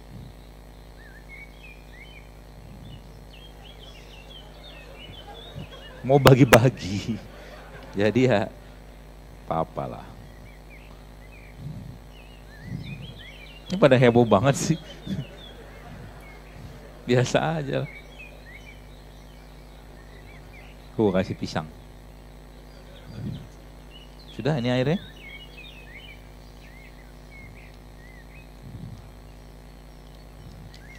Kabarnya setelah banyak kajian-kajian saya itu, apa tuh namanya? Harga rempah dan rimpang meningkat. Maaf. Nanti Bapak Ibu cobain rasanya ya. Nah ini konsep, nanti saya jelaskan apa penjelasannya. Ya. Ada jahe ya. Kasih garam dikit. Kita aja. Kasih susu. Jangan, itu susu tempe itu. Ya, pencet.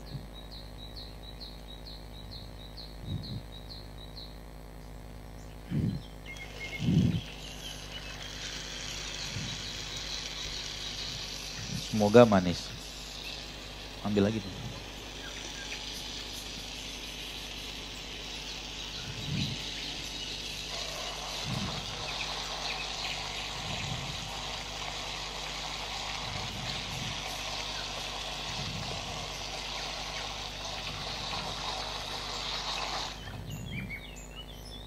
Nah, waduh kurma, alhamdulillah. Nanti baru ini habisnya saya jelasin ilmunya. Ya, kurma, Bapak Ibu sekalian merupakan salah satu makanan terbaik untuk pencernaan. Tempe merupakan salah satu juga makanan terbaik untuk pencernaan. Tapi dia beda jenis. Kalau tempe dia probiotik. Tempe. Kurma prebiotik. Jadi kalau Anda makan tempe sama kurma, kan tempe itu ada bakteri dalam itu. Karena dia biotik kan, bakteri. Ya. Maka ketika Anda makan kurma, saat makan tempe, bakteri pada tempe ini akan berkembang biak. Bakteri baiknya. Ya, memang bagusnya makan tempe itu sama kurma. Atau kalau enggak makan tempe sama sayur. Ya, gitu.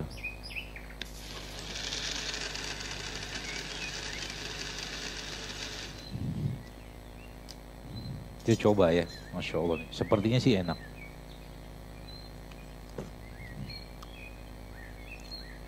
Mau? Bikin diri. Enak aja loh. Ya, bagaimana cara bagi-baginya? Ada itu. Termos apa-apa gitu. Buat bikin minuman. Atau gelas deh, gelas agak gede. Gelas agak, tapi gelas itu apa? Dua. Apa tuh? Gelas ini yang agak gede ada nggak? Masya Allah, Masya Allah. Ada. Luar biasa beliau. Masya Allah. 4. Amin, amin, insya Allah.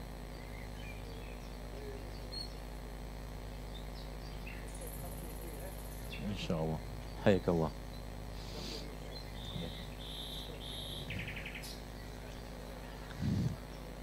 Keren semangatnya. Tahu dia barang enak. Itu nggak dengar deh.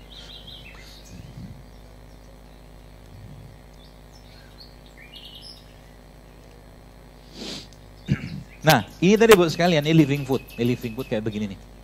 Ya. Anda makan begini Pak Bu. Kita makan tidak mesti pakai sayuran ini sih. Anda bisa macam-macam lah sayuran Anda bisa ubah. Ya, sederhana aja. Yang jelas hidup sehat itu nggak perlu mahal sebenarnya. Jadi kalau orang bilang hidup sehat itu ribet, mahal, siapa bilang? Asal mau aja kitanya. Ya, seperti itu. Ini makanan kayak begini kita mulai rutinkan tiap hari ya. Maka insya Allah sebenarnya kita sedang mempersiapkan gen. Jadi makan kayak begini bukan perbaikan gizi tapi perbaikan gen. Ya. Ini pada heboh. Tempe. Ada yang nyobain? Nih silakan. Mulai belajar makan apa ya?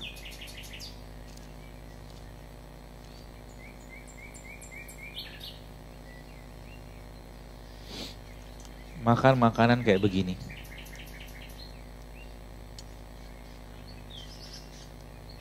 Jangan semua. Cicip. Nih, biar nggak ngantuk. Ambil. Bagi-bagiin aja.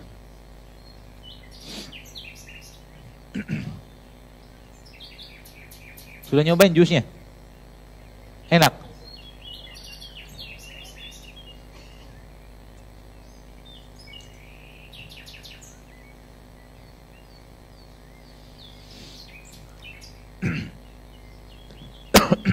Jadi gini Bapak sekalian.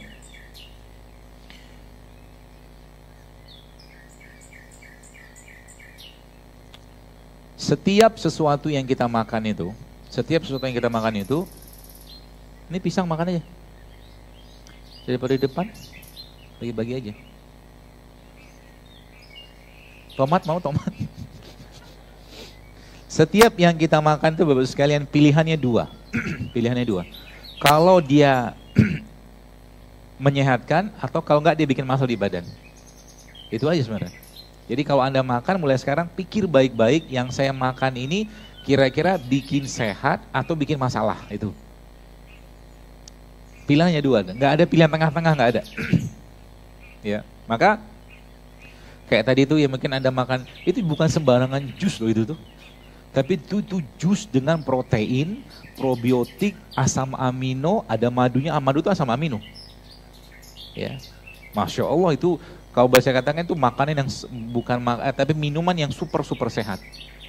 Ya, kayak Anda makan pisang sekarang, satu makanan yang kita makan tuh kurma.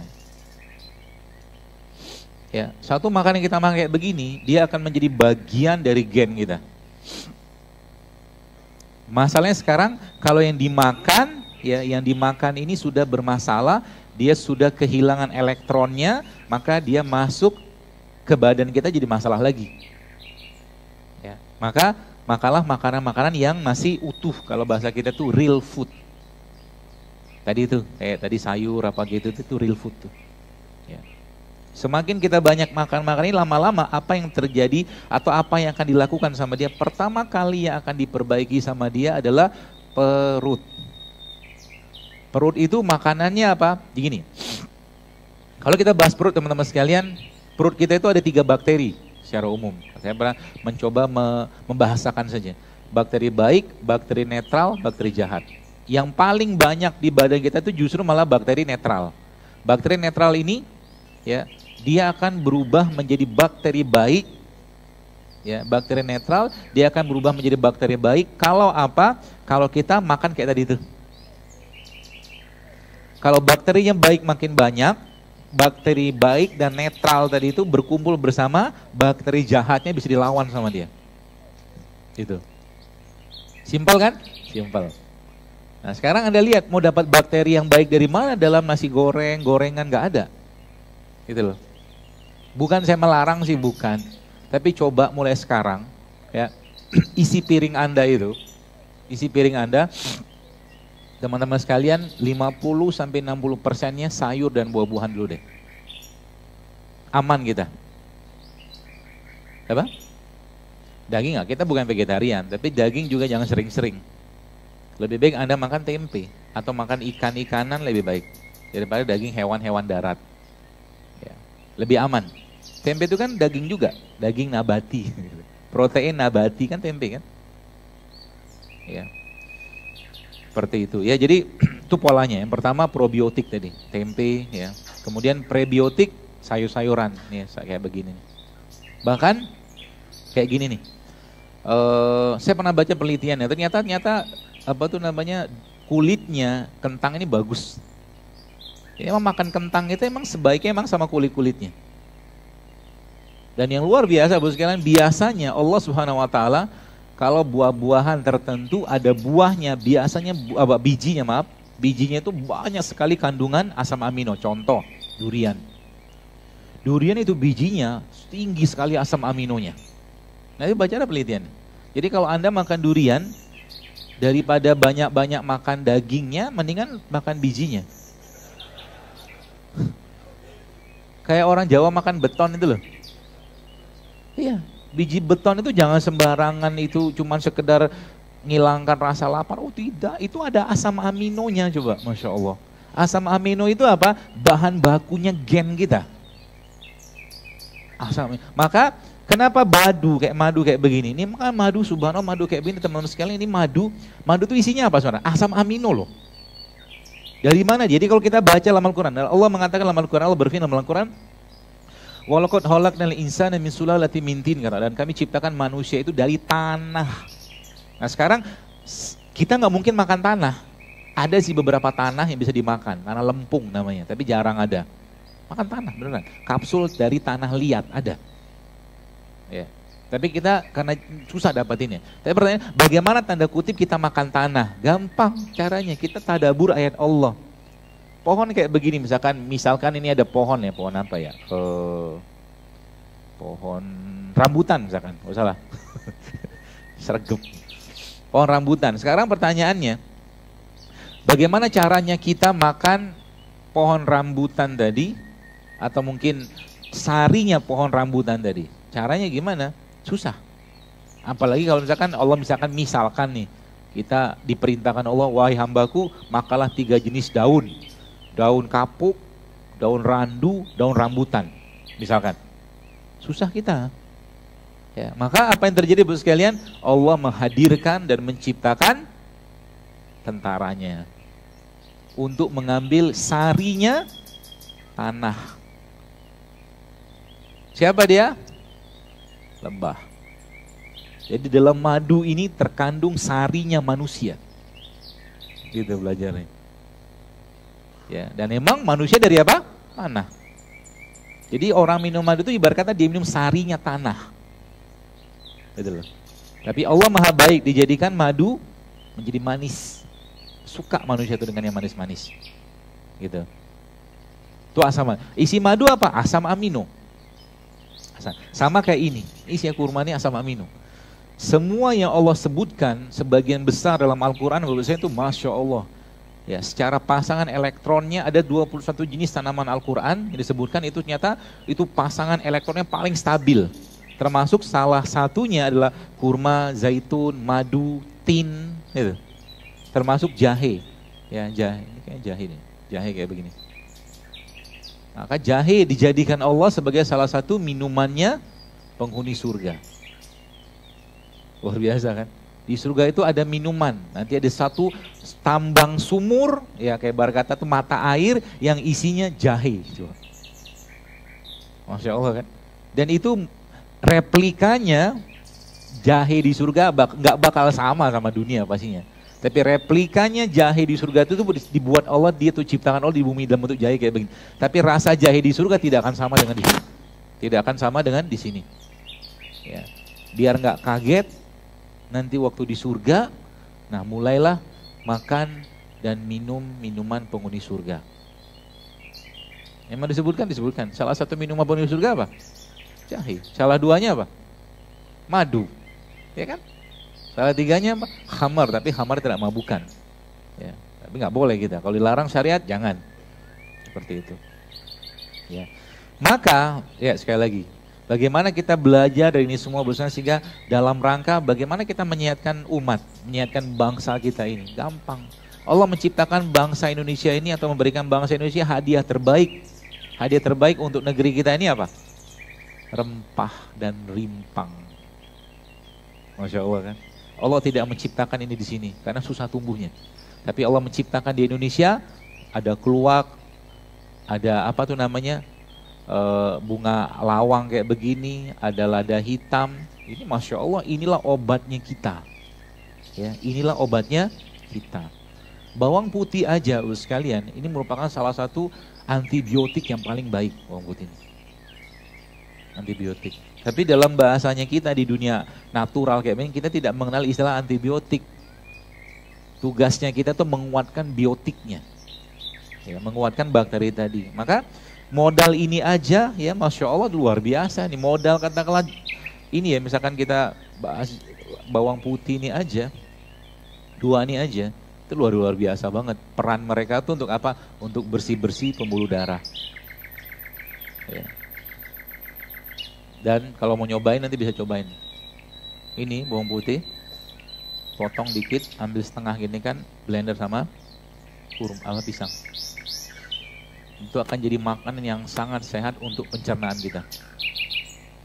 Bawang putih dikit aja. Masukin blender sama pisang.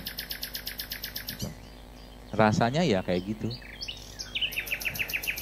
Tapi dia sehat. Seperti itu. Bagaimana cara makan bawang putih? Kalau nggak bisa makan kayak begini, jadikan dia masakan. Lagi dimasak ada kuahnya, kuahnya diminum. Itu caranya. Jadi cara makan rempah. Ini kan rempah nih. Ya. Ini misalkan kunyit. Kunyit ini Masya Allah. Kalau kita ngebahas kunyit aja, itu luar biasa loh. Coba dikupasin ya. Tahu kan cara ngupasnya? Bukan gitu, Andi gitu dikerok aja. Kerok. Nah, kita bikin minuman. Minuman yang subhanallah sekalian banyak menjadi wasilah hamil bagi banyak orang. Nanti kita lihatin minumannya apa. Ya, jadi modal mereka ini aja ini luar biasa ya kayak begini. Bapak Ibu ini ya, ini kan apa nih? Ini tahu ya? Lada hitam. Ya, lada hitam ini kalau Anda ketemukan dia sama kunyit itu Masya Allah luar biasa efeknya ke pencernaan. Lada hitam akan memperkuat kerjanya kunyit ini. Jadi rempah itu kalau ketemu rimpang, ya bahasanya itu perfect match, pasangan yang serasi. Rempah ketemu rimpang. Ya, sudah? Nah, ada gelasnya nggak? Nah, gelas itu aja nggak apa-apa.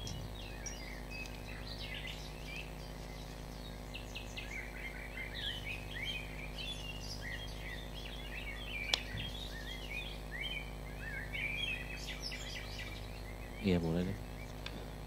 Kayak begini sebenarnya bikinnya gampang aja lah. Maksudnya kalau Bapak Ibu kayak orang-orang tua kita zaman dulu ya. Panas.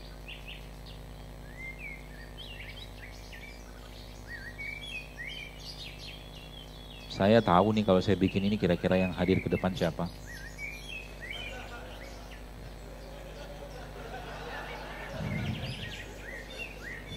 Barakallahu fiik. Ya. Oh, kenapa? Ah, pakai ini.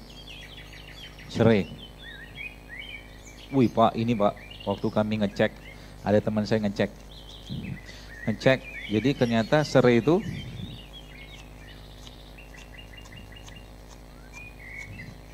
itu ketika ketemu dengan kunyit, terus ketemu lagi sama ini, jeruk nipis. Ini minuman yang sangat tinggi antioksidannya. Ya modal ini doang. Ya, kasih madu dikit. Secukupnya lah ya.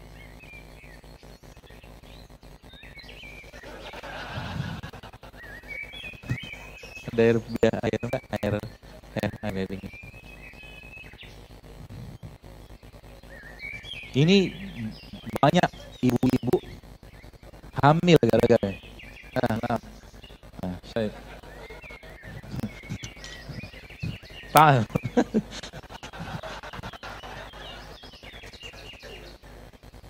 Baru kita. Rabbana ma khalaqta, benar kan beliau? Lihat begini ya, Rabbana ma khalaqta hadza batila. Masya Allah. Ya lo bayar ya. Dari hiburan, Masya Allah.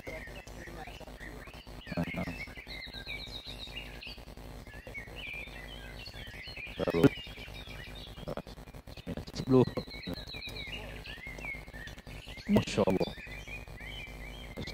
Dikit lagi, kurang manis. Biar beliau makin sumringah senyumnya.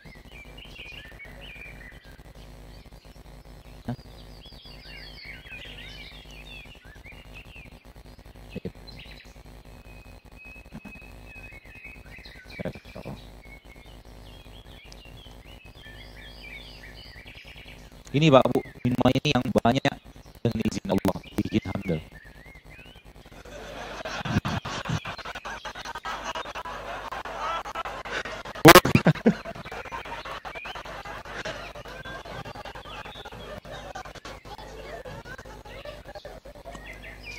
Bukan perempuan lah, antum ini.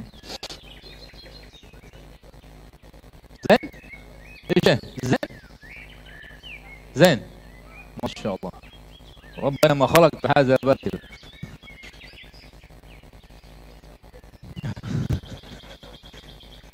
Dia enak beritahu teman. Nih, pemuda-pemuda zaman sekarang minumnya kayak begini, biar Indonesia sehat kuat. Serius loh ini. Ya siapa tahu nanti suatu hari kelak gitu kan, kita disuruh berjihad, perintah perang dari pemimpin negara misalkan. Minum kayak begini baru kuat kita, karena memang di sini kalau mungkin berdasarkan jika penduduk negeri itu bertakwa, ya, maka Allah akan berikan kepada mereka berkah dari langit dan bumi. Indonesia ini subhanallah kita kaya sekali dengan begini-beginian loh. Maka jadilah hamba Allah di negeri ini yang bersyukur dengan cara apa? Manfaatkan mereka ini semua nih. Rempah, rimpang, tempe, Masya Allah luar biasa banyak sekali. Hal-hal apa mungkin produksi ciptaan Allah yang Allah berikan negeri ini. Tambah lagi dengan syariat puasa, ya kita makannya secukupnya, itu efeknya luar biasa. Ya.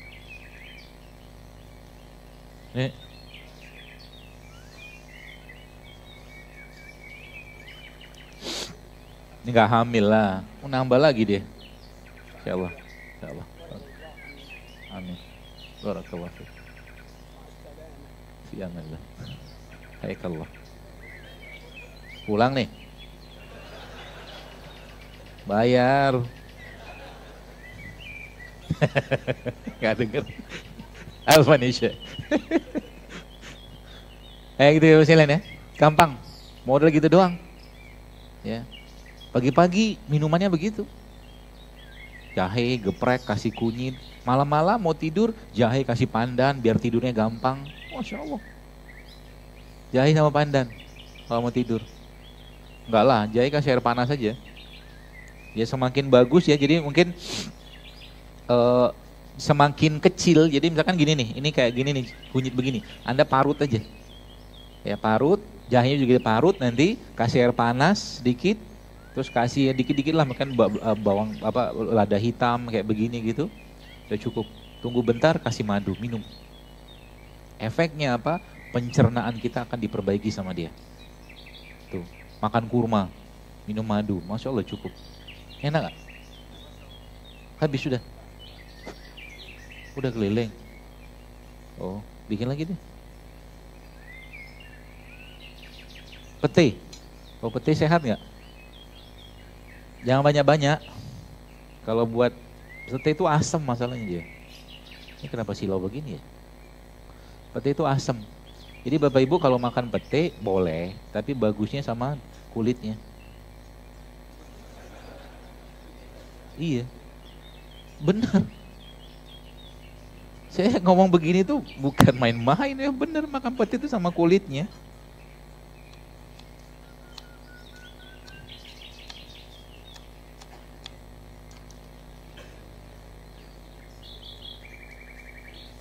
Jengkol. Jengkol tuh antioksidan. Asal jangan banyak-banyak karena dia asam. Jadi ada batasan-batasan tertentu. Jadi gini Bapak Ibu sekalian, kalau kita mentadaburi ayat-ayat Allah tuh begini, lihat apakah produk tersebut banyak. Kalau produk tersebut banyak, kemungkinan memang kita bisa makan sering-sering gitu loh. Contoh, antara jengkol sama pisang, banyakan mana? Pisang. Makan pisang hari-harinya kita. Antara pete sama sayur kayak begini, banyak mana? Banyak sayur, makan sayur. Sesuatu yang Allah ciptakan tidak banyak, biasanya kita nggak butuh banyak-banyak. Apalagi negeri kita kayak begini. Indonesia apa tuh namanya, nggak ada anggur, susah tumbuh anggur di sini, ya kan? Tapi anggur itu kan ungu, maka ungunya kita bisa dapatkan dari ini. Nah gitu. Warna-warna kayak begini, bosnya itu punya faedah, jangan sembarangan. Ya, ini warna kayak begini itu warna antioksidan, maka anggur merupakan salah satu sayur, buah ya, yang sangat tinggi antioksidan. Tapi kalau nggak ketemu anggur, maka Allah ciptakan yang lain. Substitusinya itu banyak sekali. Ya seperti itu. Jadi boleh, kayak tadi makan, sekarang kan lagi musim apa tuh? Musim hujan. Bener sih. Ya, lagi musim hujan kayak begini ngapain? Banyak-banyak mandi hujan. Nabi SAW ketika beliau lagi hujan, apa yang beliau kerjakan? Beliau tidak pakai payung. Buka imamahnya, dia katakan, ini berkah dari Tuhanmu. Lagi hujan itu mandi-mandi. Ya, apalagi daerah kayak begini kan gak banyak polusi. Ya, teman-teman lagi hujan tuh ya zikir pagi pun bisa. Kayak kemarin saya di Jakarta, beberapa teman-teman itu ya Masya Allah, kami pagi-pagi habis subuh gitu kan keliling dekat rumah gitu kan, jalan-jalan kampung itu dalam kondisi hujan-hujanan coba. Itu bahagianya minta ampun. Dan terapi hujan menjadi salah satu terapi yang dipakai ya dalam Islam sebenarnya. Orang-orang yang stres, ya. Ada teman saya tuh di Pekanbaru tuh, beliau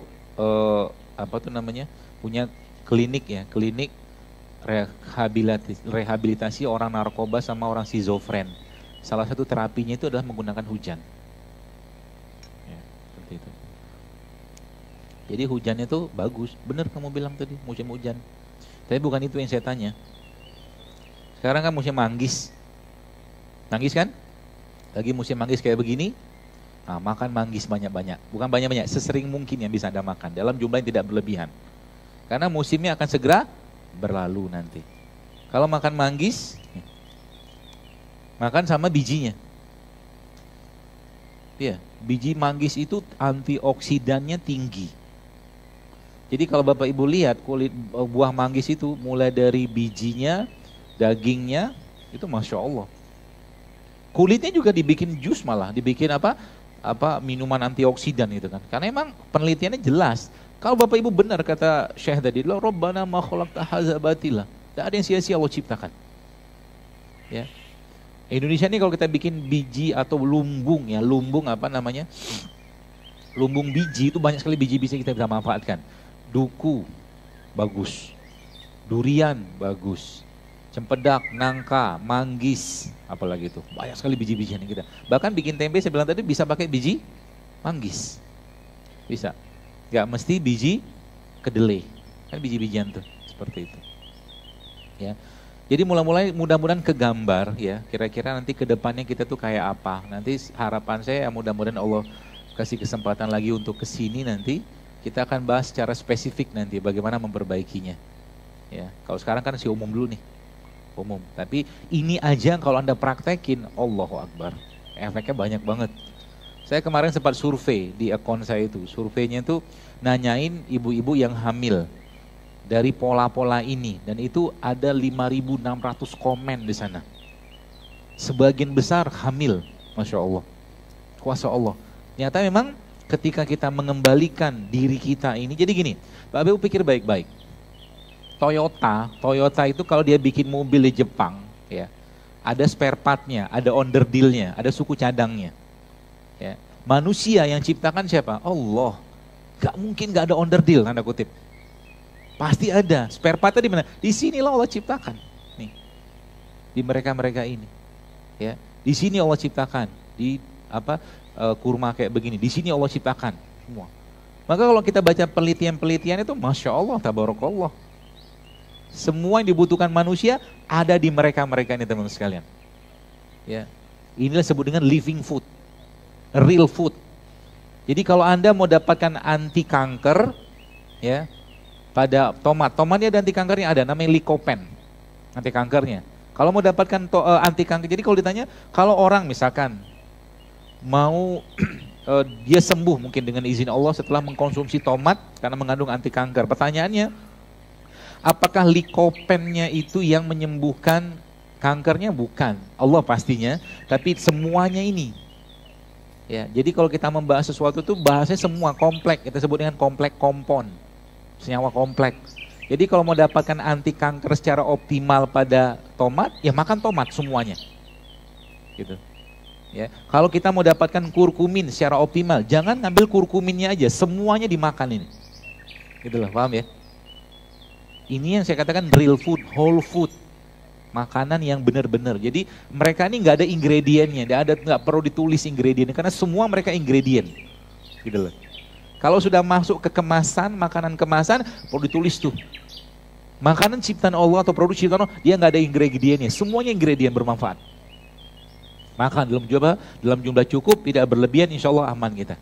Ya, kembalilah, kalau bahasa itu fafiru ilallah, kembalilah kepada Allah, kembalilah kepada produk ciptaan Allah.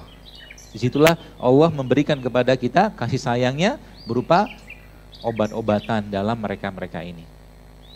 Dan itu Bapak sekalian, saya kadang-kadang nggak habis pikir gitu kan, nggak habis pikir itu ternyata apa ya, modal-modal begini-begini doang, ya. Hanya kunyit, hanya apa serai kayak begini nih. Bayangkan, itu banyak sekali penyakit kita bisa perbaiki. Modal ini doang. Syaratnya apa? Jangan masukin yang tidak sehat ke perut, itu aja. Mereka bisa kerja kalau apa? Kalau perutnya bersih. Perutnya bersih. Jadi mulai sekarang kalau apa saya boleh menghimbau, mengajak, jangan terlalu banyak makan yang nggak sehat. Sekali-sekali bolehlah. Saya pun kadang-kadang makan. Pengen makan gorengan, makan satu aja saya makan. Cabenya banyak gitu kan. Sehingga gorengannya nggak terlalu berat dicerna. Kadang-kadang saya makan. Orang tanyakan dokter, kadang-kadang makan tiap hari makannya clean banget, enggak juga. Malah kadang-kadang saya sekarang ini lebih seneng nggak makan. Lebih seneng nggak makan. Sekali makan berkualitas, selesai. Nggak usah ribet urusan makanan. Gitu loh. Karena kalau makanan pun jadi sebuah hal yang apa namanya ya, menyita perhatian kita. Aduh, sayang waktu kita, mendingan yang lainnya. Kurma 7, makin minum jahe, minum madu, pagi-pagi udah cukup. Nanti siang makan apa? Kalau udah pecel, makan pecel. Udah selesai. Nasi sedikit, cukup. Gitu. Makan jangan sampai kenyang. Dan makannya kita bukan untuk kenyang, kita makan untuk memberikan haknya tubuh. Hak tubuh kita itu perannya atau fungsinya apa? Untuk melaksanakan perintah Allah atau lebih ke ibadah. Karena emang manusia diciptakan Allah untuk ibadah. Hanya itu. Wa ma khalaqtul jinna wal insa illa liya'budun, kata Allah. Ya, seperti itu. Baik, sudah jam 7:30. Ada apa? Pertanyaan?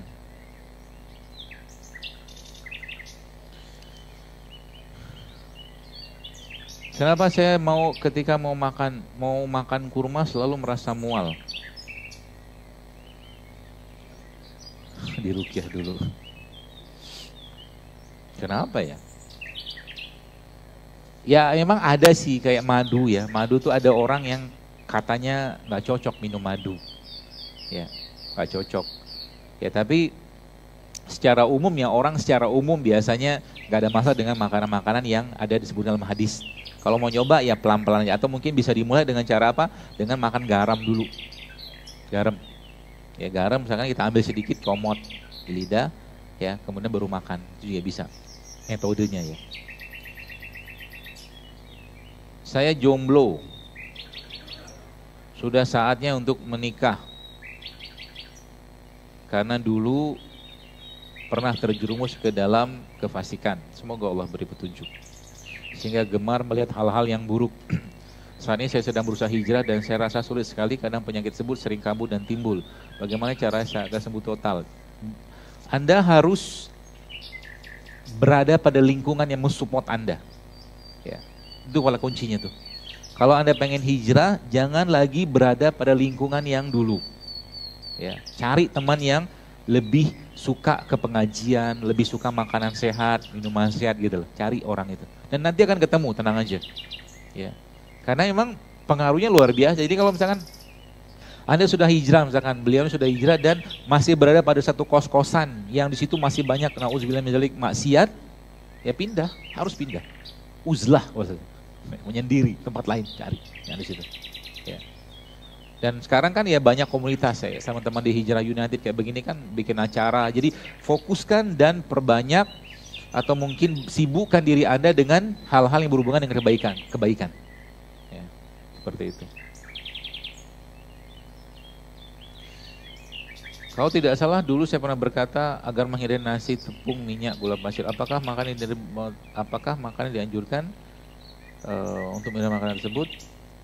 Nggak ada makanan sih gini, maksudnya gini. Kenapa nasi itu saya sarankan untuk dihindari? Karena dia gulanya sederhana gitu loh. Nah, nasi itu beras, Bapak sekalian. Beras itu sebenarnya kan aslinya dia ada pembungkusnya. Nah, pembungkusnya itu dibuang, sama kayak gula pasir, gitu. Maka sebenarnya kalau nasi itu kalau Anda diberikan satu piring nasi, sama katakanlah satu mangkok kecil bekatul atau sekam, kalau saya lebih milih makan bekatulnya. Lebih sehat bekatulnya, lebih banyak seratnya, gizinya daripada nasinya. Nasinya cuma gula aja isinya. Ya, seperti itu. Apakah ada saran untuk ibu menyusui ketika mencoba mengikuti pola-pola yang saya sampaikan, tapi dalam pelaksanaan kepala sering pusing atau lemas? Kalau ibu hamil menyusui, makan aja. Ya, nggak usah ngikutin banget karena ini kebanyakan bagi orang yang sudah penuh dengan lemak badannya. Tapi ingat, dikondisikan makanannya. Jadi lemes itu biasanya karena kurang gula, hipoglikemi. Kalau hipoglikemik ya makan kurma, makan buah gitu ya, atau minum madu, ya seperti itu.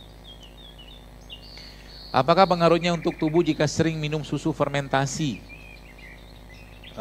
Susu fermentasi dari kambing, bagus, ya, nggak apa-apa. Kalau sering itu apa ya? Kalau saya sih, kalau tipikal saya tidak melulu memakan sesuatu itu dengan jenis yang sama. Jadi kalau hari ini makan jahe, besok kunyit, besok kencur, ganti-ganti aja tiap hari. Kalau saya, ya, karena kita butuh semua dalam jumlah yang tidak berlebihan, insya Allah aman. Ya, tambah lagi dengan puasa dengan seperti itu. Mengkonsumsi sayur daun kelor tiap hari apa boleh? Kalau Anda tidak ada hipertensi atau hipotensi ya boleh. Karena kelor itu bisa cepat nurunin tensi. Ya, tapi kelor itu salah satu sayur yang paling tinggi asam aminonya. Jadi kelor itu kalau Bapak Ibu baca penelitiannya itu Masya Allah, asam aminonya tinggi banget. Dia punya minyak atau lemaknya sama kayak lemak yang ada pada minyak zaitun. Kelor itu. Masya Allah. Jadi Allah tidak ciptakan zaitun tapi Allah ciptakan kelor di Indonesia. Dia punya satu bahan mineral di situ namanya selenium. Selenium itu Bapak sekalian, itu salah satu mineral yang berperan untuk anti kanker. Selenium. Ya, itu kelor.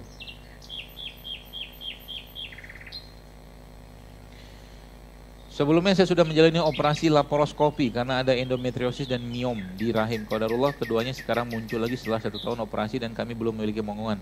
Mohon arahannya terkait ramuan apa? Itu tadi bisa tadi.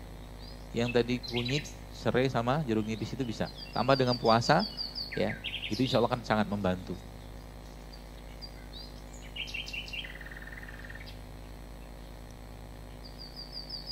Saya ingin bertanya tentang panduan gizi anak pada usia 8-10 tahun karena anak-anak saya cenderung lebih suka pada susu, roti, dan manis-manis. Ya karena Anda belikan. Ya kan? Loh anak-anak kan gak bisa beli sendiri. Kenapa dibeliin? Penuhin isi kulkasnya dengan buah-buahan. Nanti dia makan buah. Gitu loh. Orang tua yang punya kuasa, jangan mereka ngontrol kita. Enak aja. Ya. Ya kalau minta ini nggak sehat, ini nggak sehat. Jadi akhirnya mereka dapat doktrinnya, gitu loh. Kalau terus menerus katakanlah susu, roti, makanan manis ya, Bu, alkohol itu, narkoba itu bikin kecanduan. Makanan nggak sehat juga bikin kecanduan. Dia bahasanya itu ngelok di sini. Nanti Anda yang sudah lama nggak makan mie instan, udah mulai hidup sehat, tiba-tiba dia manggil tuh.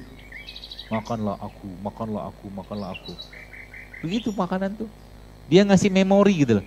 Kita nih orang Indonesia boleh saya katakan nggak ada satupun lidah kita yang bebas dari mie instan. Betul? Kena semua, saya pun kena. Masya Allah sekalian. Dan mie instan tuh kan jelas makanan nggak sehat. Ya. Enak mah iya, tapi ingat tubuh kita, tubuh Anda, tubuh kita nih kalau dia sudah biasa dengan hidup sehat, kalau ada makanan nggak sehat masuk, dia bereaksi, ngomel dia. Biasa begitu. Coba deh teman-teman yang sudah mulai hidup sehat, coba deh makan yang nyampah-nyampah sedikit, gak enak di badan. Beneran. Kalau itu udah bener, ya bahasa saya itu nanti kalau sudah badannya sudah bener, Anda ngelewatin abang-abang atau ibu-ibu yang jual sayur, buah, rempah di pasar tuh senangnya minta ampun. Ketika ngelewatin abang-abang gorengan gak terlalu tertarik lagi. Otak kita tuh begitu. Jadi kalau sudah terkondisikan atau sudah terhubungkan dengan sesuatu yang sehat, Bapak sekalian, dia minta lagi. Sedemikian juga makanan nggak sehat itu bikin candu, makanan sehat pun bikin candu. Candu yang positif ya, seperti itu. Ya, jadi jangan khawatir. Jadi kalau anak-anak kayak begini apa yang harus Anda kerjakan? Kalau saya pribadi anak-anak dilosin sih, dilosin tapi tetap yang sehat-sehat. Ya. Kalau misalkan anaknya udah terlalu gemuk misalkan, ya berarti kebanyakan nasi misalkan. Ya, kurangi nasinya, batasi nasinya pada dia. Bagaimana tips sehat dan amalan sunnah untuk ibu hamil muda? Banyakin baca Quran. Banyakin zikir. Jangan cemas. Ya. Karena cemas yang dirasakan oleh ibu-ibu hamil akan berefek ke gen anaknya. Ya. Gen anak kita akan bermasalah. Jadi banyakin zikir, banyakin baca Quran, ya, banyakin berbuat baik, sholat sunnah diperbanyak. Jadi waktu hamil gak usah yoga, gak perlu yoga kita sholat aja cukup. Sholat tuh gerakan stretching dan relax yang paling baik. Kenapa ikutin agama Hindu? Kalau saya sih ya, tapi kalau mau kerjakan silakan. Tapi kalau saya nggak mau, man tasyabbaha biqaumin fahuwa minhu. Barang siapa merujuk suatu kaum dia kayak mereka. Islam sudah sempurna, ingat kita nggak butuh macam-macam terapi yang aneh-aneh. Cukup zikir. Bahkan kemarin saya subhanallah, kebetulan ada satu teman cerita, itu Masya Allah Bapak sekalian, dia cerita, ternyata orang-orang zaman sekarang ini hati-hati dengan pengobatannya. Hati-hati, saya pesan sekali pada Anda, jangan korbankan akidah kita untuk kesembuhan. Nauzubillah min dzalik, jangan. Sekarang kan lagi heboh-heboh banget tuh, berbagai macam pengobatan-pengobatan yang gak jelas itu sumbernya apa. Ya, dengan gaya-gaya yang macam-macam gitu kan. La haula wala quwwata illa billah, dapat sembuh tapi syirik. Ngapain? Ya, mendingan bersabar kalau memang belum ketemu penyakitnya, sabar, banyakin zikir, minta sama Allah petunjuk, ya. Ruqyah dirinya, berbekam, minum madu kayak begini atau rimpang-rimpang. Toh juga, saya katakan toh juga kesehatan atau kesembuhan itu kalau Allah belum berkehendak sembuh, dia tidak akan sembuh. Itu kata kuncinya. Maka kenapa kita tidak kembali kepada Allah saja, minta petunjuk. Lagi sakit, yang kalau nggak emergensi, bertaubat. Rabbana zolamna anfusana, minta betul-betul, ya Allah ampuni aku, ya Allah karena zolim sama. Itu efeknya ke badan kita tuh luar biasa loh. Tubuhnya akhirnya kenapa? Karena sudah ngerti bahwa kita zolim, Allah curahkan rahmat kasih sayang kepada kita. Allah sembuhkan dengan mudah. Karena selama ini kebanyakan apa? Ini sibuk makan ini, herbal ini, obat ini segala macam, lupa sama Tuhannya, bahwa itu nggak menyembuhkan, yang menyembuhkan Allah. Itu Pak Bu. Maka jangan bergantung pada manusia. Teman-teman yang baca penelitian saya kemarin itu, bukan penelitian saya, penelitian yang kemarin itu di UIN Malang itu, yang sel kanker dibacakan murotal Quran itu sebenarnya pilihan. Jadi kalau Anda lagi kena kanker, bolehkah kita berobat dengan Al-Quran? Boleh, itu hak Anda kok. Siapa yang melarang? Tapi harus yakin kan. Apakah kemoterapi menjanjikan kesembuhan? Wallahu alam, kita nggak tahu juga. Mendingan jelas-jelas yang kepada Rob Tuhan yang maha menyembuhkan. Inilah tib nabawi itu kayak begitu, mengembalikan keadaan kesehatan seseorang, penyakitnya ke keimanan yang sejati. Jadi dengan penyakit tadi dia lebih taat, dengan kesehatannya dia lebih baik hubungan sama Allah. Itu yang kita mau inginkan. Gitu. Dan Islam memberikan pedoman yang sangat jelas. Dari sisi tadi saya katakan ada puasa, ya, ada Ramadan, ada Senin Kamis, ada Mubin, ada berbekam, ada lagi kita makanan-makanan kayak begini. Jadi sekarang kalau kita mungkin boleh bercermin pada diri kita, sekalian, banyak masalah kesehatan saat ini terjadi karena kita zolim sama badan kita, mengutamakan nafsu. Itu aja sebenarnya. Kembalilah pada Allah, jaga baik-baik badan ini, jangan mati nyusahin orang. Penyakit seperti darah tinggi, kencing manis, stroke, jantung, itu kan penyakit karena gaya hidup. Betul loh. Di zaman Nabi nggak ada. Apakah mereka tidak bisa kayak begitu? Pasti bisa, karena zaman dulu kalau mereka mau beli makanan, kaya yo, kaum muslimin satu kaya raya sebenarnya. Mereka bisa, cuma mereka akhirnya memilih untuk sederhana. Maka di zaman dulu lebih banyak penyakit-penyakit berhubungan dengan wabah. Ya, gak banyak orang-orang sakit karena penyakit-penyakit berlebihan dalam urusan makanan. Karena mereka tahu kalau makannya berlebihan pasti imannya lemah. Iman seseorang bisa lemah kalau makannya berlebihan, seperti itu. Ya, maka jaga makan baik-baik, kembalilah ke apa yang Allah ciptakan negeri ini. Kalau Bapak Ibu punya lahan, punya tanah di sini bisa tanam. Sekarang nyuruh petani nyetop pestisida nggak bisa. Mereka maunya orang repeat order aja. Mereka nggak peduli ya kondisinya dengan orang kena kanker, orang mandul gara-gara logam berat yang ada pada pestisida. Mereka nggak peduli. Mau ngomong apa lagi kita? Caranya gimana? Kalau Anda punya lahan, tanam sendiri di rumah. Ternak sendiri, sayur sendiri, lebih sehat. Seperti itu ya. Dan itu jauh lebih baik. Jadi mau makan, ambil sayur, masak. Masak ikan, ambil di tongnya, misalkan gentongnya, atau di kolam kecil empang itu ambil, makan. Itu jauh lebih sehat daripada ikan yang frozen. Gitu. Dan itu sebenarnya kayaknya hal kecil, tapi itu bisa mengubah nasib satu bangsa. Bapak Ibu sekalian, kalau saat di luar itu kan banyak, saya lihat ada banyak bazar itu kan. Diatur sama teman-teman sini. Anda bayangkan kalau seandainya masjid di mana aja, itu menjadi pusat penyehatan umat. Jadi habis kajian makan sehat, Masya Allah, obrolan yang sehat-sehat semua. Nggak ada obrolan yang nggak penting. Hatinya sehat, iman sehat, kolbunya sehat, raganya sehat, gitu loh. Dan negara lama-lama kan sehat juga pada akhirnya, ya seperti itu. Baik, saya kira mungkin cukup karena ada kajian lagi saya di Malang, ya. Jadi saya mohon maaf, mungkin harus kita stop dulu. Sudah 2 jam kita bersama di sini, semoga menjadi kebaikan, keberkahan, ampunan dari Allah SWT. Semoga dengan apa yang kita lakukan ini, sekalian, kita sedikit banyak bisa berkontribusi untuk penyehatan umat Islam khususnya, dan juga rakyat Indonesia atau bangsa Indonesia secara umum, ya, dengan kita kembali kepada apa-apa yang Allah ciptakan di sini, dan kembali kepada apa-apa yang Allah perintahkan dan Nabi atau baginda Nabi SAW contohkan. Ya, petunjuk yang terbaik ada pada Al-Quran, maka ikutilah itu. Petunjuk yang terbaik yang kedua ada pada sunnah-sunnah Nabi SAW, maka ikutilah itu dengan baik-baik. Lakukan itu karena ketaatan, karena kecintaan kita kepada Allah. Jaga badannya baik-baik, ya. Kita pengennya nanti meninggalnya bukan karena penyakit-penyakit yang karena kezoliman kita, jangan. Tapi kita meninggal karena memang saatnya meninggal dalam kondisi kita mengembalikan tubuh ini kepada Allah dalam keadaan yang baik, bukan dengan penuh penyakit. Allah menciptakan kita, ya, menghidupkan kita dalam keadaan tubuh yang sempurna, yang baik. Maka kita niatkan untuk mengembalikan ini juga dalam keadaan yang baik, bukan penuh dengan penyakit-penyakit yang itu bisa dicegah dengan cara mengubah isi piring kita. Ya, tahan nafsunya, nggak sehat jangan makan. Kalau nggak sehat jangan makan, Bapak sekalian. Lawan, dia harus lawan. Hidup sehat itu seperti orang bangun tahajud, ya. Hidup saya itu seperti orang bangun tahajud. Kalau nggak dipaksain sampai mati juga nggak bakal bisa. Ya, tahajud juga sama. Tahajud itu boleh saya katakan salah satu terapi kesehatan yang paling baik, ya, bagi umat Islam. Ya, sayang kalau tidak dimanfaatkan. Ya, bangun malam, paksain ibadah. Karena semua ibadah yang kita kerjakan pada akhirnya itu akan menyehatkan raga.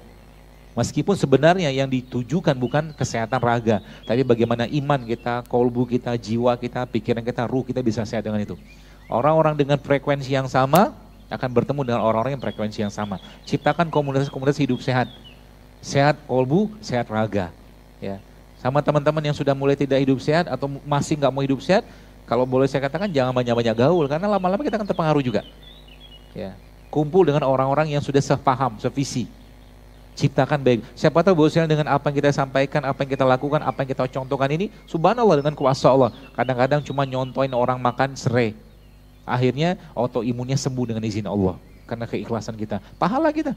Orang yang gara-gara misalkan kita sampaikan kunyit itu bermanfaat untuk kesehatan, tiba-tiba yang selama ini misalkan dia sholatnya duduk, ya, dia makan kunyit, dia makan jahe, akhirnya bisa sholat berdiri, Anda dapat pahala. Gitu ya. Jadi kalau bahasa saya itu masuk surga jangan sendirian. Sudah ngerti ilmunya sampaikan, selamatkan keluarga kita dulu, ya, dengan makanan sehat, minuman sehat, kembali ke apa-apa yang mau ciptakan. Gak usah heboh-hebohan, gak usah katakanlah kita kayak kalau nggak kayak makan fast food gitu kan, kalau nggak penting nggak usah makan lah, ngapain juga. Ya, makanan orang kita ya kita kayak gini aja lah. Ya, seperti itu. Kalau cuma sekedar icip-icip ya silakan aja, nggak masalah. Tapi itu bukan makanan kita itu apa? Ya kalau mungkin ada di sini di daerah Jawa Timur ya rawon gitu kan. Ya, rawonnya jangan pakai nasi. Pakainya kentang aja. Lontong sama aja. Boleh pakai nasi, cuma jangan banyak-banyak. Atau kalau nggak bikin apa tuh namanya rawon sehat. Rawon tuh isinya ada minyak nggak sih? Minyaknya diganti minyak kelapa, jangan minyak goreng. Bisa.